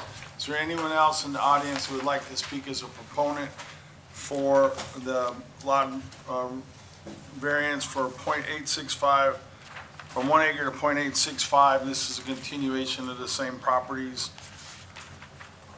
Any opponents? You're a opponent or a proponent? You're a proponent for it. I'm for it. Yes, ma'am. You can come up and tell us your, she did. we're good. We're both for it. Anyone opposed to this project? Okay, we'll close public comment, we'll go back to planning commission. This is for the variance for Richard Bentley, 1 acre to .865. I make a motion to approve. Second. Carl, Don, Jeff and, Jeff and Don, I'm sorry. Okay, this is for the approval of Bentley plat, Goodall. Yes. no, the Bentley This variant. variant, the first. The variance. Variance. Okay, this is Bentley variance, Goodall, Yes. Kettering, Yes. Becker, Yes. Lowenstedt, Yes. Duff Miller, Yes. Welch. Yes. Okay, the next item will be a plat consideration for Richard Bentley, lots 1B, 4B, 6B, 7B, northeast 1/4, section 24, township 95 north, range 56 west, hereinafter referred to as Central Township, County of Yankton, State of South Dakota. 911 address is Highway 81, Utica. So I'll make a motion that we approve this plat for 7B. Second. I'll second that.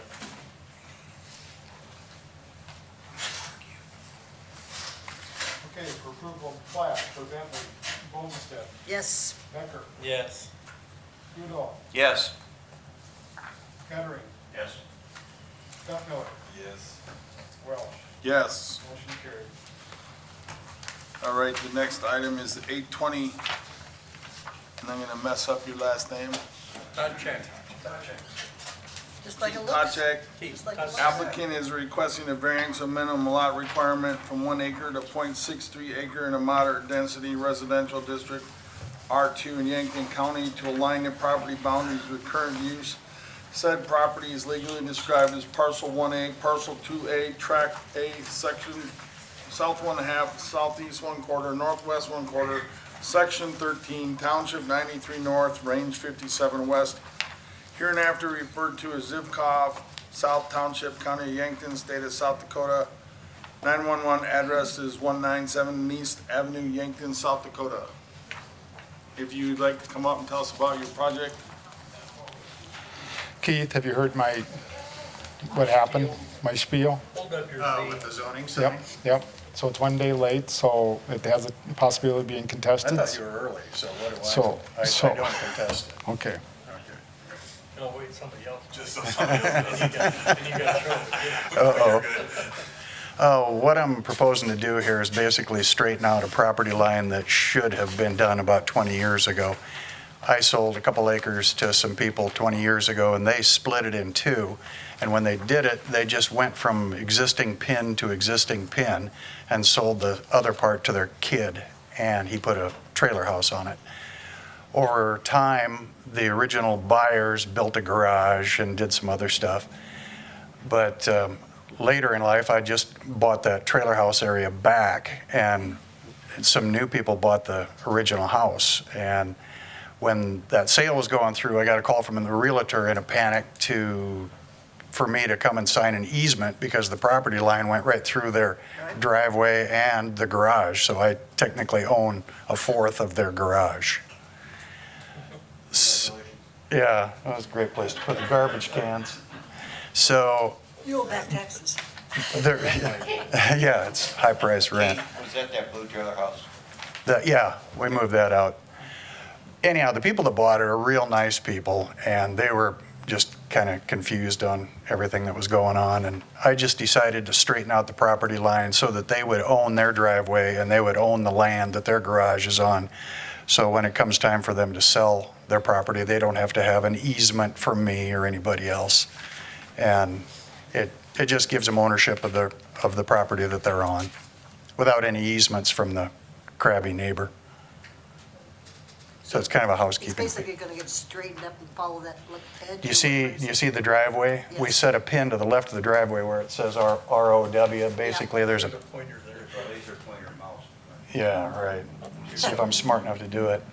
Okay. Right up here. Yeah, right there. And it comes straight down then? Yeah, it follows those trees, there's some trees, and it goes to a pin, an existing pin back in the trees, and it gives them ownership of the trees and their driveway, and it just squares things up nicely. And they're nice people, and I'm just doing it to help them out. I've got a good neighbor policy right up until somebody screws it up. So that's it. Thank you. Okay? Two parts to this. The first part is the variance. The second part will be a plat consideration. Is there anyone in the audience who would like to speak as a proponent or for this project? I got a question before you go to that. Pat, is there only one of them that's going to be needing the variance? Correct, I think. One of them will be over a 1 acre and one will be under. Okay. If I move that line to make them acre and acre, Then you end up with. they would own my water line, so then we'd have another easement situation, so. Easements can be applied to which one? 1A or 1? Would be down to, would be a 2A. Yes. For excuse me, the variance. Variance on 2A. Is there anyone in the audience speaking in opposition to this project? Public comment will be closed. We'll go back to the planning commission. I make a motion to approve it.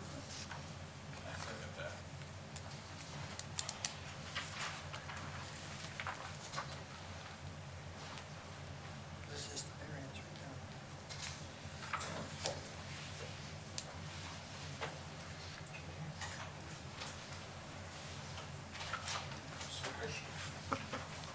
Am I moving too fast for you, Pat?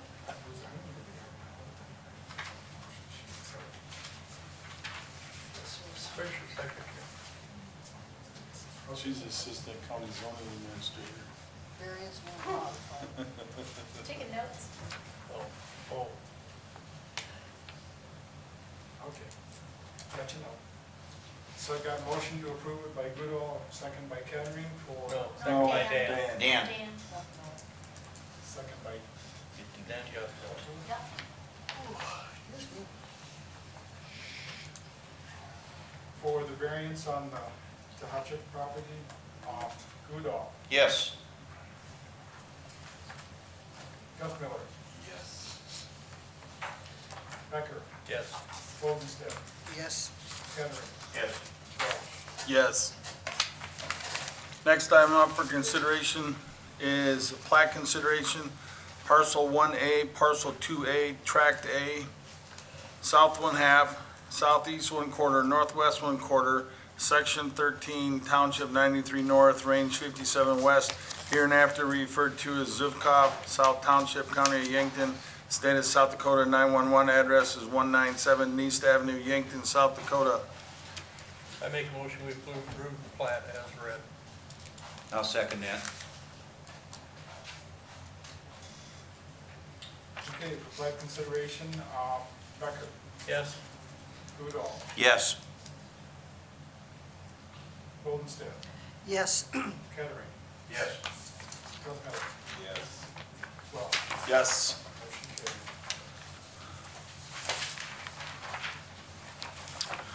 The next item up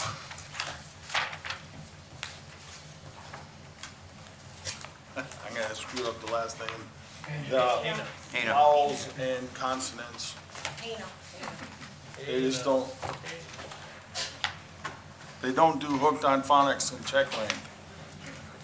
All right. Paul Hana.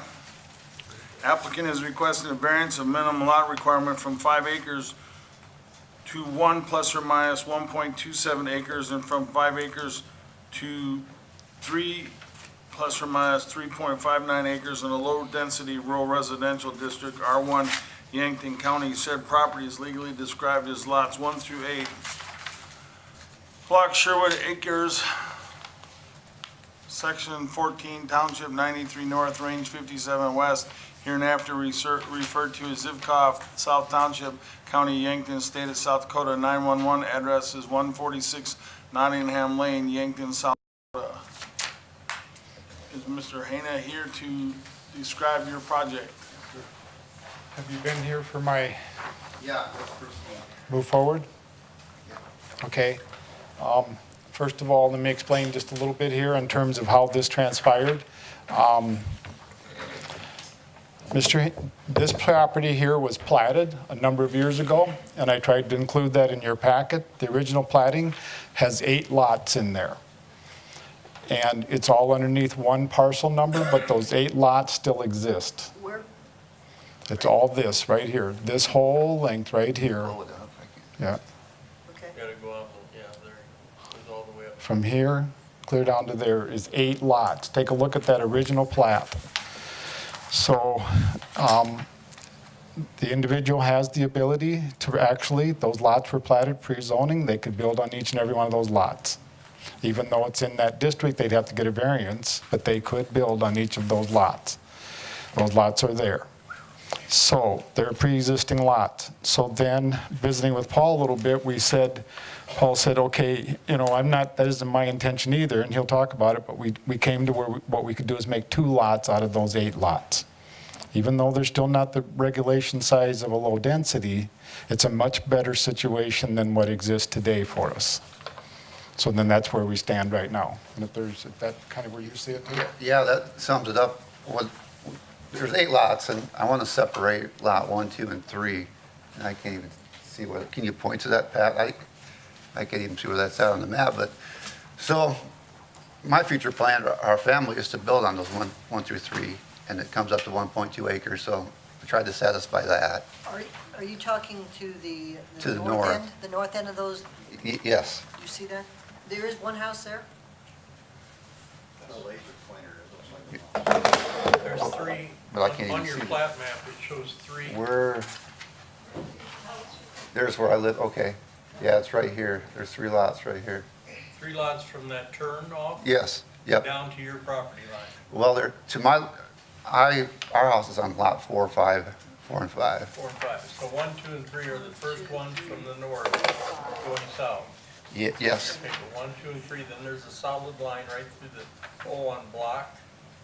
And then your house is on the next 2 lots. correct. 4 and 5. Next 4 lots, okay. Well, yeah.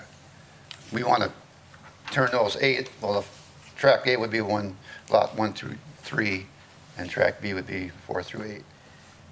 Okay. So, how wide is that property? It meets the setbacks.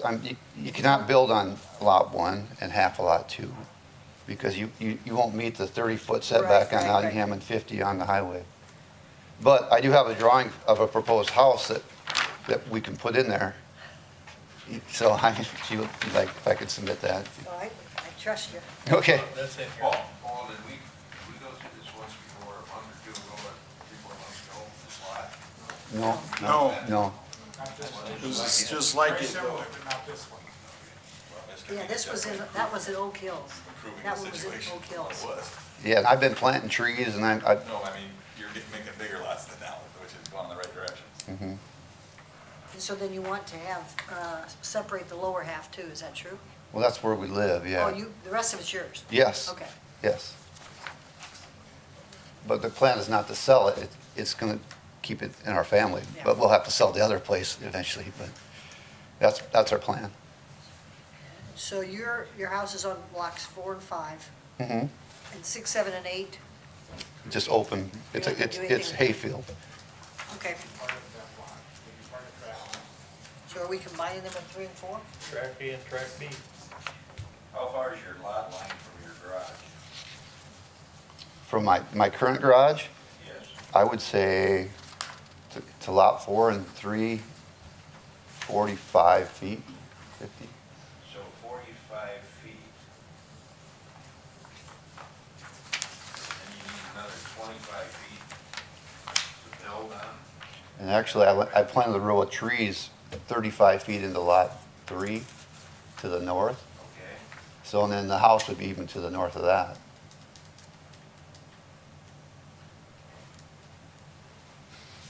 So he's not building that house right now, we're not asking for that anyway right now, we're just. No. You're showing 97 plus or minus Right, that's, on your drawing. Right, that's to lot 4, That's an awful lot for. right. Fifth house in fact, Dave. Still, he's making a lot bigger than what they were, so it's good. 30 foot, 50 foot, you're meeting the other setback. Mm-hmm. And we figured a 30 by 50 house, so it meets requirements. 8 lots to 2. Thank you. Sure. Is there anyone in the audience who wants to speak as a proponent or for this project? Yes, sir, if you come forward and state your name, address, and proximity to the project.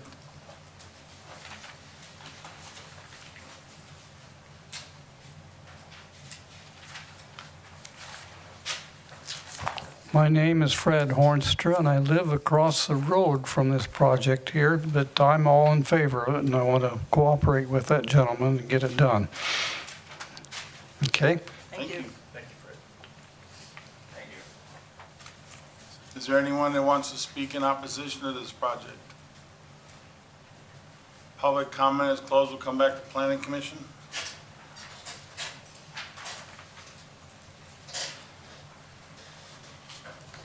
I move approval of the variance. Oh, excuse me, I got one thing I do, I'm sorry. Just one thing I have a letter here from one of the neighbors stating that they did not approve of this.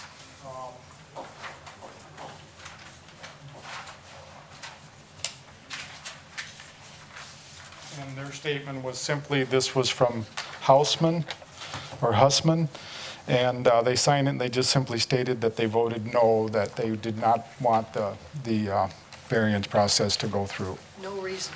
Just, they're one of the people on the list that they did say that. They're on one of the people on the list, yes. I don't know for sure. They're on my list here, so I would, 98 Nottingham Drive, so they live back over the road and over up in the next hill. okay, let's see here. Backside.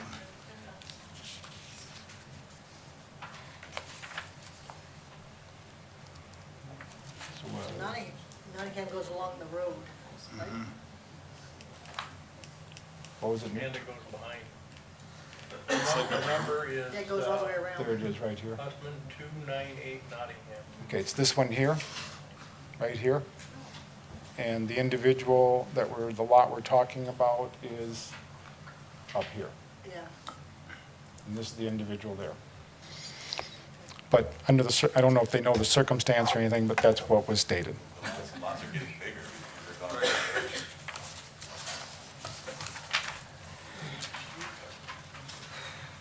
This guy that voted against it, he doesn't drive out through that route, by it or anything.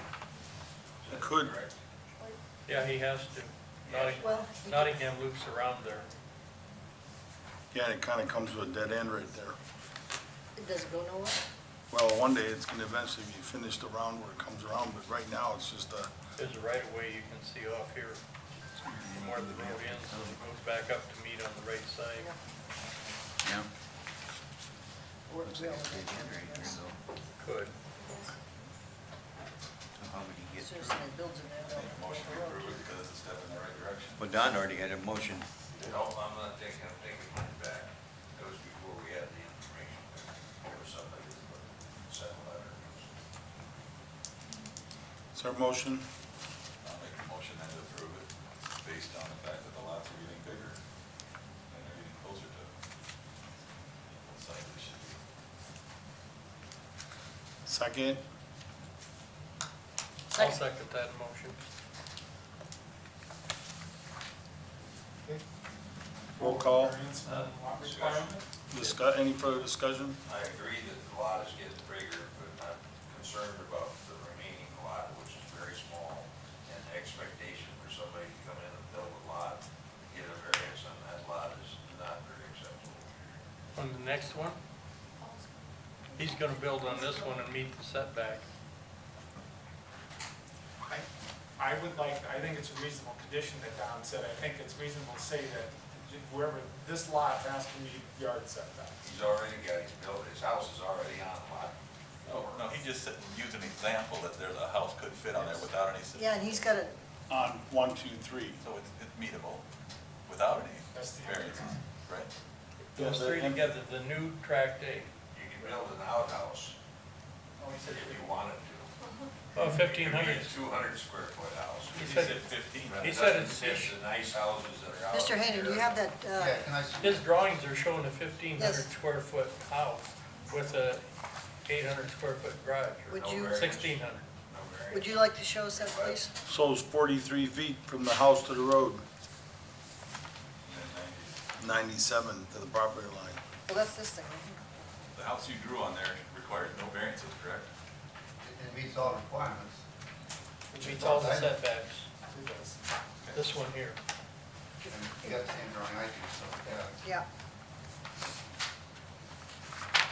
He's showing a house placed on there 30 by 50 with 40 by 40 garage attached still inside the lines of the setbacks.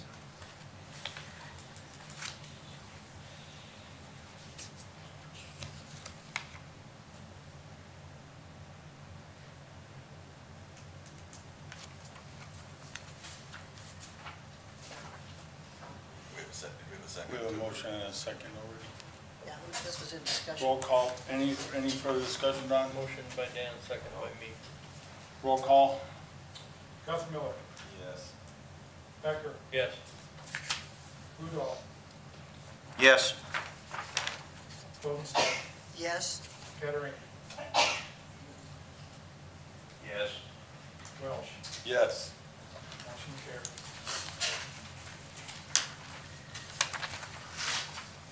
All right, that brings us to, Hey. Plat for that property. oh, the plat. We have to do the plat.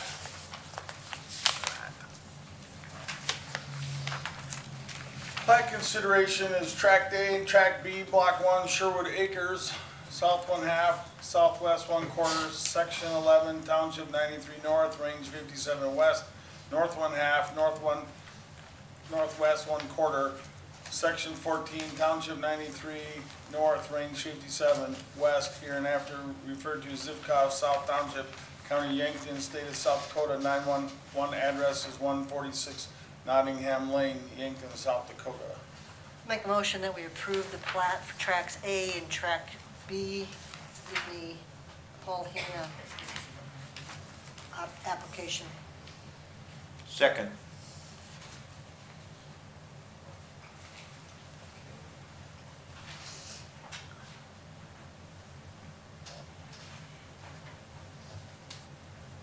Okay, to plat consideration, Goldenstein, Yes, Rudolph, Yes. Becker, Yes.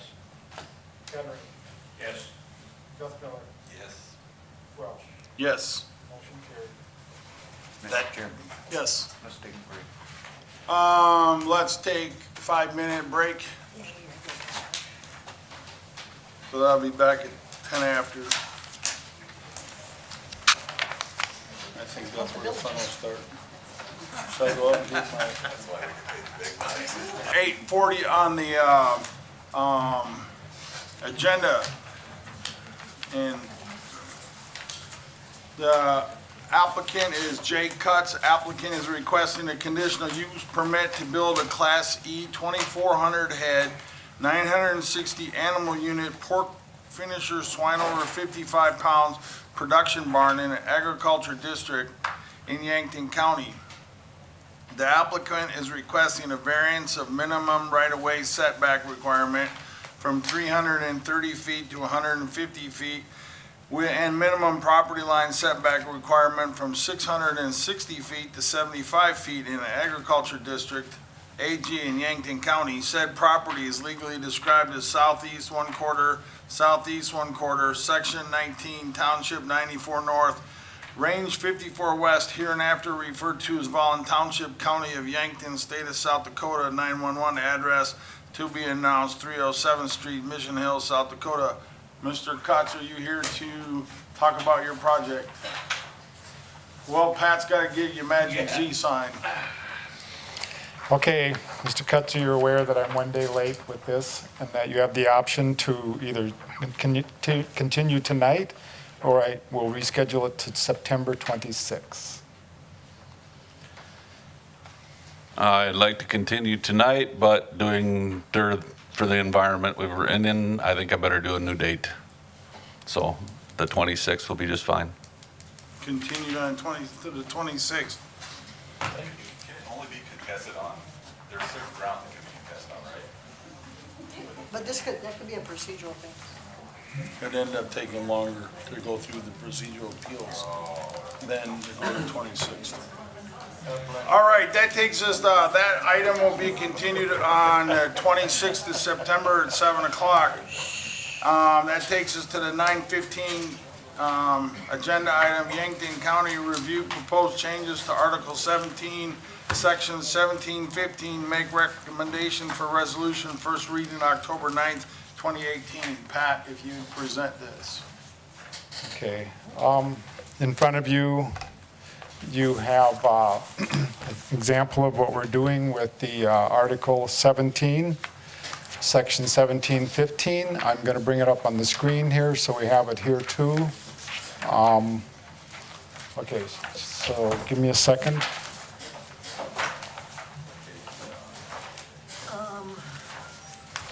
He's got it. 102, chapter 7. Okay, so this is going to be, and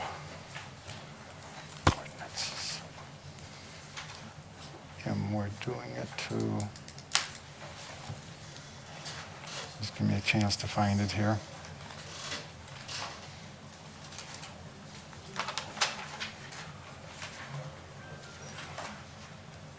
Board of Adjustment voting requirement.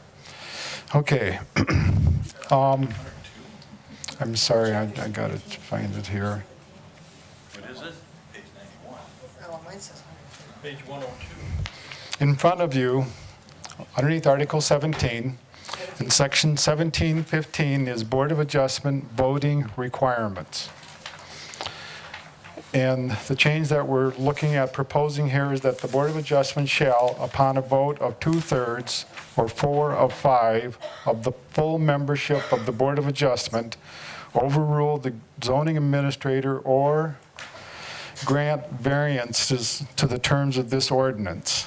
The Board of Adjustment shall, upon a vote of simple majority of the full membership of the Board of Adjustment, grant conditional uses to the terms of this ordinance. All right, now give me, I'm sorry that I'll find this here too. I've got it in here. It's in their packet. There we go. We've got it. It's after cuts. It's in their packet. After cuts. After cuts file, it's the This one, last sheet. in the Butch. packet. Pat, we voted on it. What you just read. Okay, there it is. Contradictory? I mean, wouldn't you just do away with the first whole sentence? Okay, so all I did was, whoops, I crossed out the conditional use and so that it does take a 2/3 of the majority to overrule the zoning administrator or grant a variance. Okay. The Board of Adjustment shall, upon a vote of simple majority of the full membership of the Board of Adjustment, grant conditional uses to the term of this ordinance. So we took the conditional use out of the majority or the majority vote or the 2/3 vote and made it be in a majority vote. This was granted by what? A law change? This, Need 2/3 to overrule, but simple to pass. Board of Adjustment. CUP, but not a variance. Variance is Yep. 2/3. That's correct. Still needs a supermajority to overrule and also to issue variances. The state law changed in 2016, state law changed and went into effect in 2016 in which it changed the law from 2/3 to what they had called conditional uses or special uses in different zoning districts, but ours is called conditional uses. And they said that they are listed uses, so a simple majority will be sufficient. So this is just a heads up. This isn't a reading. Excuse me? This isn't a reading? This is, what I want to do is discuss it, put it together. Is this what we want to bring forth in front of the, as a first reading at the next meeting or not? And is there something that we need to change or make different? We're keeping it extremely simple. Adjustment shall upon a vote of simple majority. Yeah, I think that Shouldn't there be language that says overrule the zoning administrator where variance, No, those are two separate items. where a grant, Overrule the zoning administrator or grant variances to the terms of this ordinances. So you need it to, which conditional uses are out. Right. If you're gonna overrule you on a conditional use, that's not here anymore. no, that's not what that sentence means. Okay. Number one, It was overrule on either, Shall either upon or, that's why it's got the or after it. shall, upon a vote of Either a two-thirds conditional of the use full or a membership variance. of the Board of Adjustment, mhm. overrule the zoning administrator. If you're gonna overrule the zoning administrator, they should have 2/3 on either, whether the conditional or a variance. No, the zoning administrator, That's the way it is in here. the way it is in here is that it says, it's a simple sentence that simply says the strikeout part up there, the grant conditional uses or variances. Yeah, That's the only thing that we just took that out of that sentence and put it in the lower so one. it- Yep, to me, that reads, you can overrule the zoning administrator or grant conditional uses or variances. You need a two-thirds vote to do any of that. But what he's doing is just taking out the conditional uses.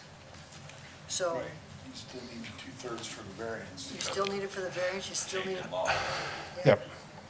Now, a zoning administrator doesn't do a variance or a conditional use permit. They bring it in front of you. You folks make a recommendation. The Board of Adjustment actually does either one of those two. The zoning administrator will make administrative decisions, make building permit decisions. That requires a 2/3 majority of the Board of Adjustment to override. Has there been an instance where the Board of Adjustment has overruled the Not that zoning I administrator? can't remember. The recommendation of the board. We wouldn't even, that would have to be brought up by a complaint or something, wouldn't it? No, yes. So all we're doing is just, We're just acknowledging the state law changed on that, and the state law is saying that conditional uses are not under the same purview as a variance or a zoning administrator decision. Right. It is much more in line with, it is a permitted use. If they meet those conditions, you should give them that permit. Yep, so it's just stating that you'll need a simple majority. Yes. Yep. I think that's right. And they're listed uses, and they're in there, so that's why they changed the state law. So been requested to take a look and make a recommendation here. Makes sense. Pat, does that first sentence when it says of the full membership, does that mean if there's only 4 of the 5 present, they'd have to have 4 of 4 votes in No, favor? no, it means of who's there, who's present. 2/3 of that was the present. clarified today in training we went to. If you have 3 there, it's 2. If you have 4 there, it's 3 on a 2/3. If you have 5 there, it's 4. Okay, So go ahead and move forward on this and bring this in front of us on a first reading? Sounds good. Do you need a motion on this, Pat? or- No. I don't. If we're clear with this is all discussion time. I don't need, I just would need that, my directive is I'll bring this forth as a first reading. That means I have to we'll put it in, we'll advertise it appropriately. How about the 26th, as long as we got to come back? Will that be appropriate? Sounds good. That will meet the advertising sets? Okay. This is an open meeting, so you do have to accept comment. Any public comment? no, it's not. Any public comment? Come for, proponents first. If there's a We're not voting on it, proponent, we're not voting on it, so there's no performance, it's just comment on the change. So there's change. No, we're not. okay, so then we just need public comment. Correct. So we have one person so far. Anyone else want to come up and address? Come on up, state your name, address, and tell us all the great things.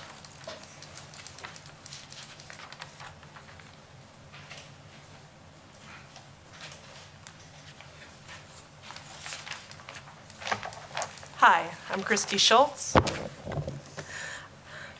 I live at 44121 304th Street, Yankton, South Dakota. I think this is a power grab by the county commission. That is my personal opinion. In the last 17 years since we've been working on this zoning ordinance, this has not been necessary.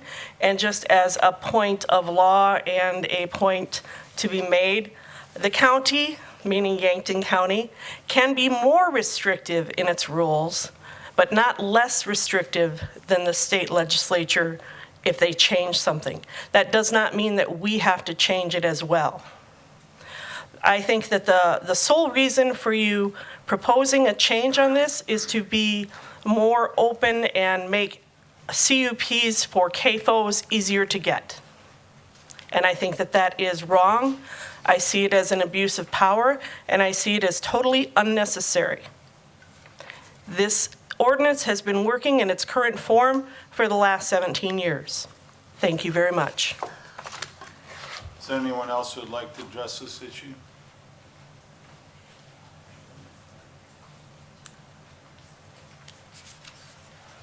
Phil Taw, 44873 Riverette Road.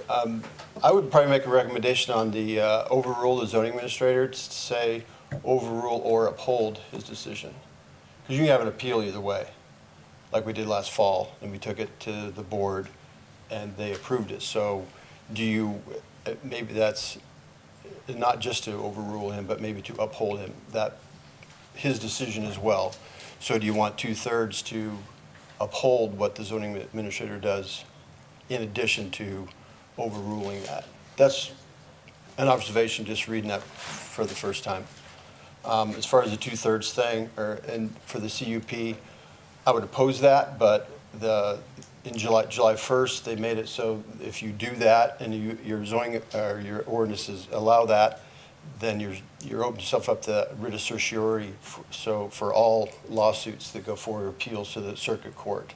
And that's what the legislature approved for July 1st of this year, along with the public comment thing. So what that means is if you had passed something, no matter what you pass as a Board of Adjustment, 3-2, and if there's appeal to that to the circuit court, it's always a writ of certiorari, meaning they'll consider it. Yes. So versus taking it another way, writ of mandamus. So that's a lot of legal mumbo jumbo. But just so you understand or can ask that question and the Board of Adjustment understands where that's taking them. And sometimes that 4-1 decision gives you better standing and what it looks better in front of the circuit court in terms of there was a clear majority. So, but that's just my comment on that part. Thank you. Any other comments?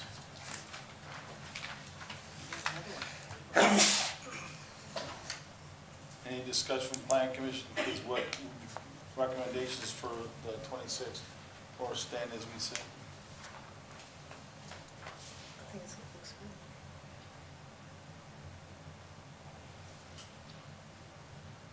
good. So we'll move it to the 26th. Move to the 26th. This is the three-step process: first reading, Planning Commission. Then it will go to the Board of Adjustment, actually County Commission, and it's a 2-reading step in the County Commission. What time on the 26th, Pat? 7?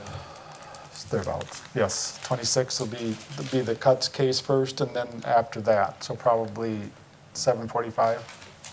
But I'll put that down as agenda here. We'll set it tomorrow. Okay.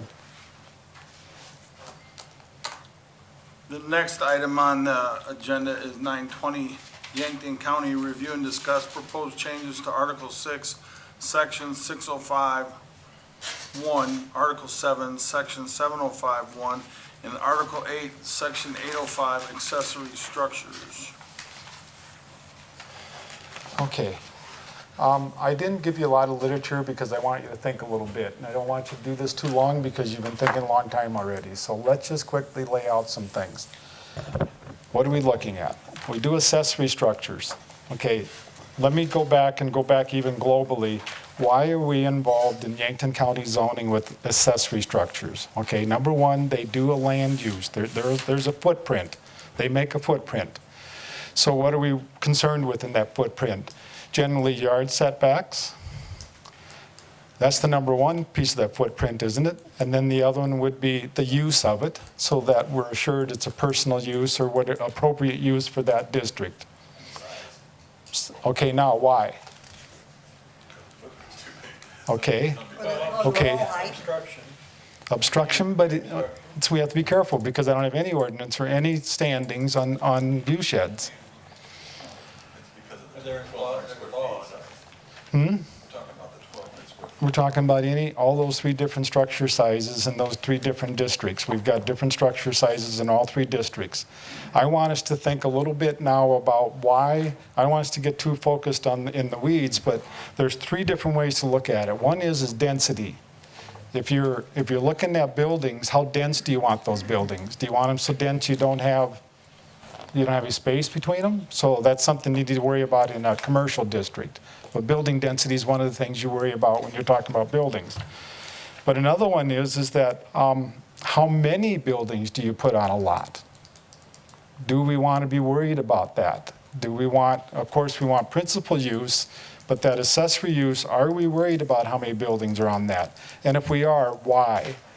And when I find that we're usually become concerned about it, it's that we don't have any green space left on the property, is when I see, or we end up crowding those lot lines. In other words, we don't abide by the yard requirements.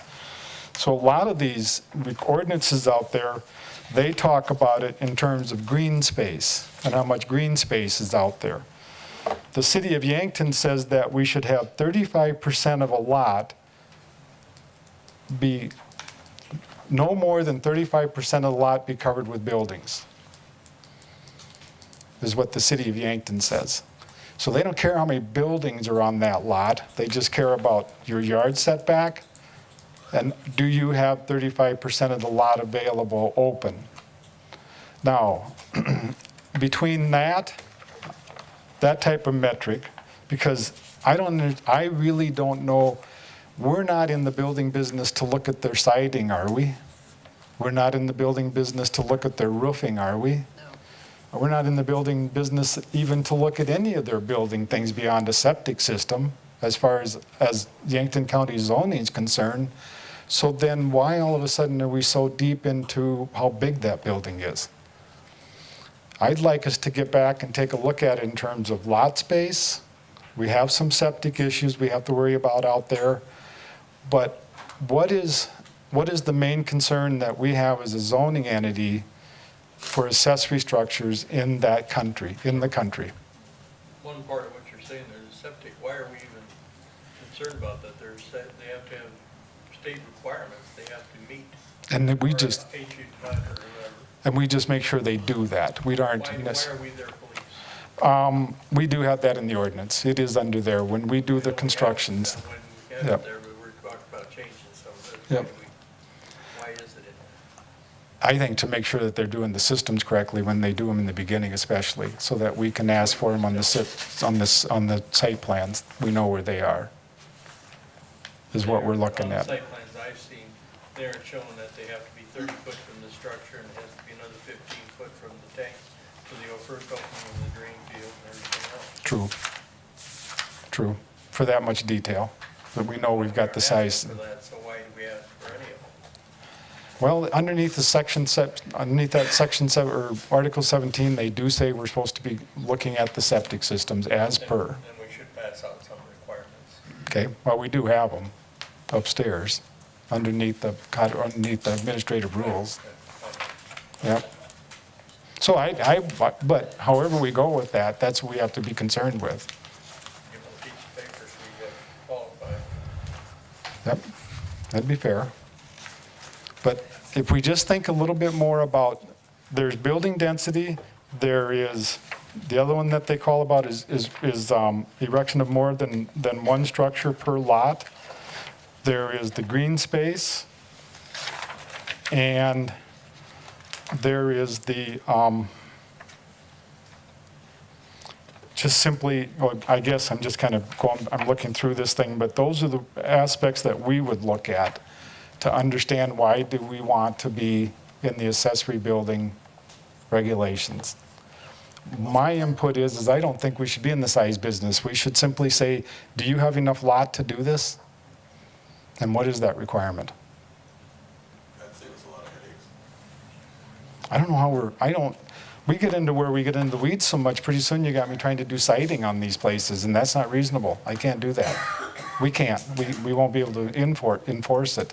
Well, Yankton must, they may have the rule of 35%, but they don't enforce the rule, because I had a neighbor that put a large garage dance hall in the back of his house In Yankton City? in the city of Yankton. Well, we try One and, ended up on Mulberry. Maybe he got that. And he got very, well, he's a city employee. Well, there you go. anyway, I'll let you go. I want you to think about that, but that's where we're gonna, we need the discussion there, but which approach should we take and how should we deal with that? The other part of that is not all accessories, people think of accessory structure like a garage, but accessory structure is also the gazebo with the outside kitchen. Yes. Is maybe the urban chicken coop. Well- The only thing that saved him was that he attached it to the house. So it became the Part of the primary structure. primary structure. Okay. There's another way, there's a factor too, you could consider how big an accessory building to allow by how big their residence is. Yes, that was another one that they do. So if you build a 4,000 square foot house, maybe it wouldn't look out of place to build a 3,000 square foot garage beside it. But Could you do if it? you had an 800 square foot house, That was some of the original language back in the ordinance in 03, 04 was, the size of the footprint. yep. 100% of the area, the largest floor of the principal building is unattached from the principal building, at least 10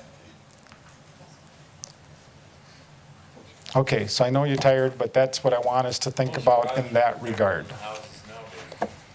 Well, then you gotta build But their they're house. but they're part of the house. Yeah. Once you attach them, you're carte blanche, you got. All right, the next item on the agenda is the 9:30 period, which was public comment. If anyone had signed up, I don't know if anyone did. Where's the list? You have the floor, 3 minutes. Did you sign up? Here we go. Louis Johnson, 30441 447th Avenue. You got your name on the list? Yes, I do. And the top one also. You want me to get the list? Just keep going. No, Time's I running. didn't. Anyway, the main thing I'm concerned about, I've been to meetings for quite a while, and you guys have to make tough decisions. I understand that. But the thing I see variances for, okay, you're in an ag district, but I want to run a body shop out of my shed by my house. And that gets passed. It's a 20-acre minimum lot size, I believe, for a house in the country, but bank will only let us buy 2, so can we get a variance for that? And, okay, yeah, and I understand all of this. We have areas set up in the county for high density, medium density, and low density. My big concern is what I see, and it just terrifies me, is the fact that pretty soon farming is going to be an occupation that has been done by popular vote. Because, oh, geez, the farmer went past my place at 10:30 last night with a load of hay, and it blew dust into my gazebo. And if you don't think it's not happening, you're crazy. Drive around out in the country, and wherever there's a housing development, we have to put mag water on it now so it's not dusty for them.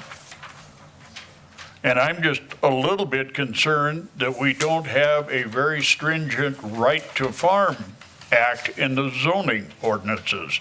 I think we need it to protect the farmers of Yankton County. Thank you. Thank you.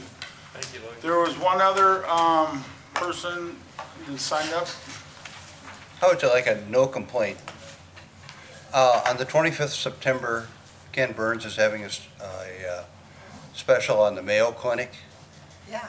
And Carl Schenk is one of the people being interviewed as one of their 20 miracles.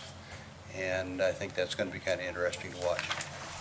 So we're doing the next on a Wednesday night, is that correct? 26th, I don't know. I live with one of them, John. Yes. She speaks up loudly all the time. We're on the calendar. that other person here? There was John, I think, Gowd, John Gowd. Is that Gunnarsson? Or it might be, you didn't spell it all the way out. I figured it was you, I knew it was you. So we'll all know that that was you. You can't you? Have you ever tried writing English? He failed penmanship and got hit with the ruler. I'll have to tell you about my great-grandfather there, who was the clerk for the 13th Wisconsin Volunteer Infantry. And he filled out the daily report the first day, and the captain got very mad because he did it in Norwegian. So, That would do it. John, are you still gonna buy me a Make a motion to book adjourn. of my tickets? Next item on the business is motion to adjourn. Still on. Second. All in favor? Second by Jeff. Aye. Yeah, yeah, yeah.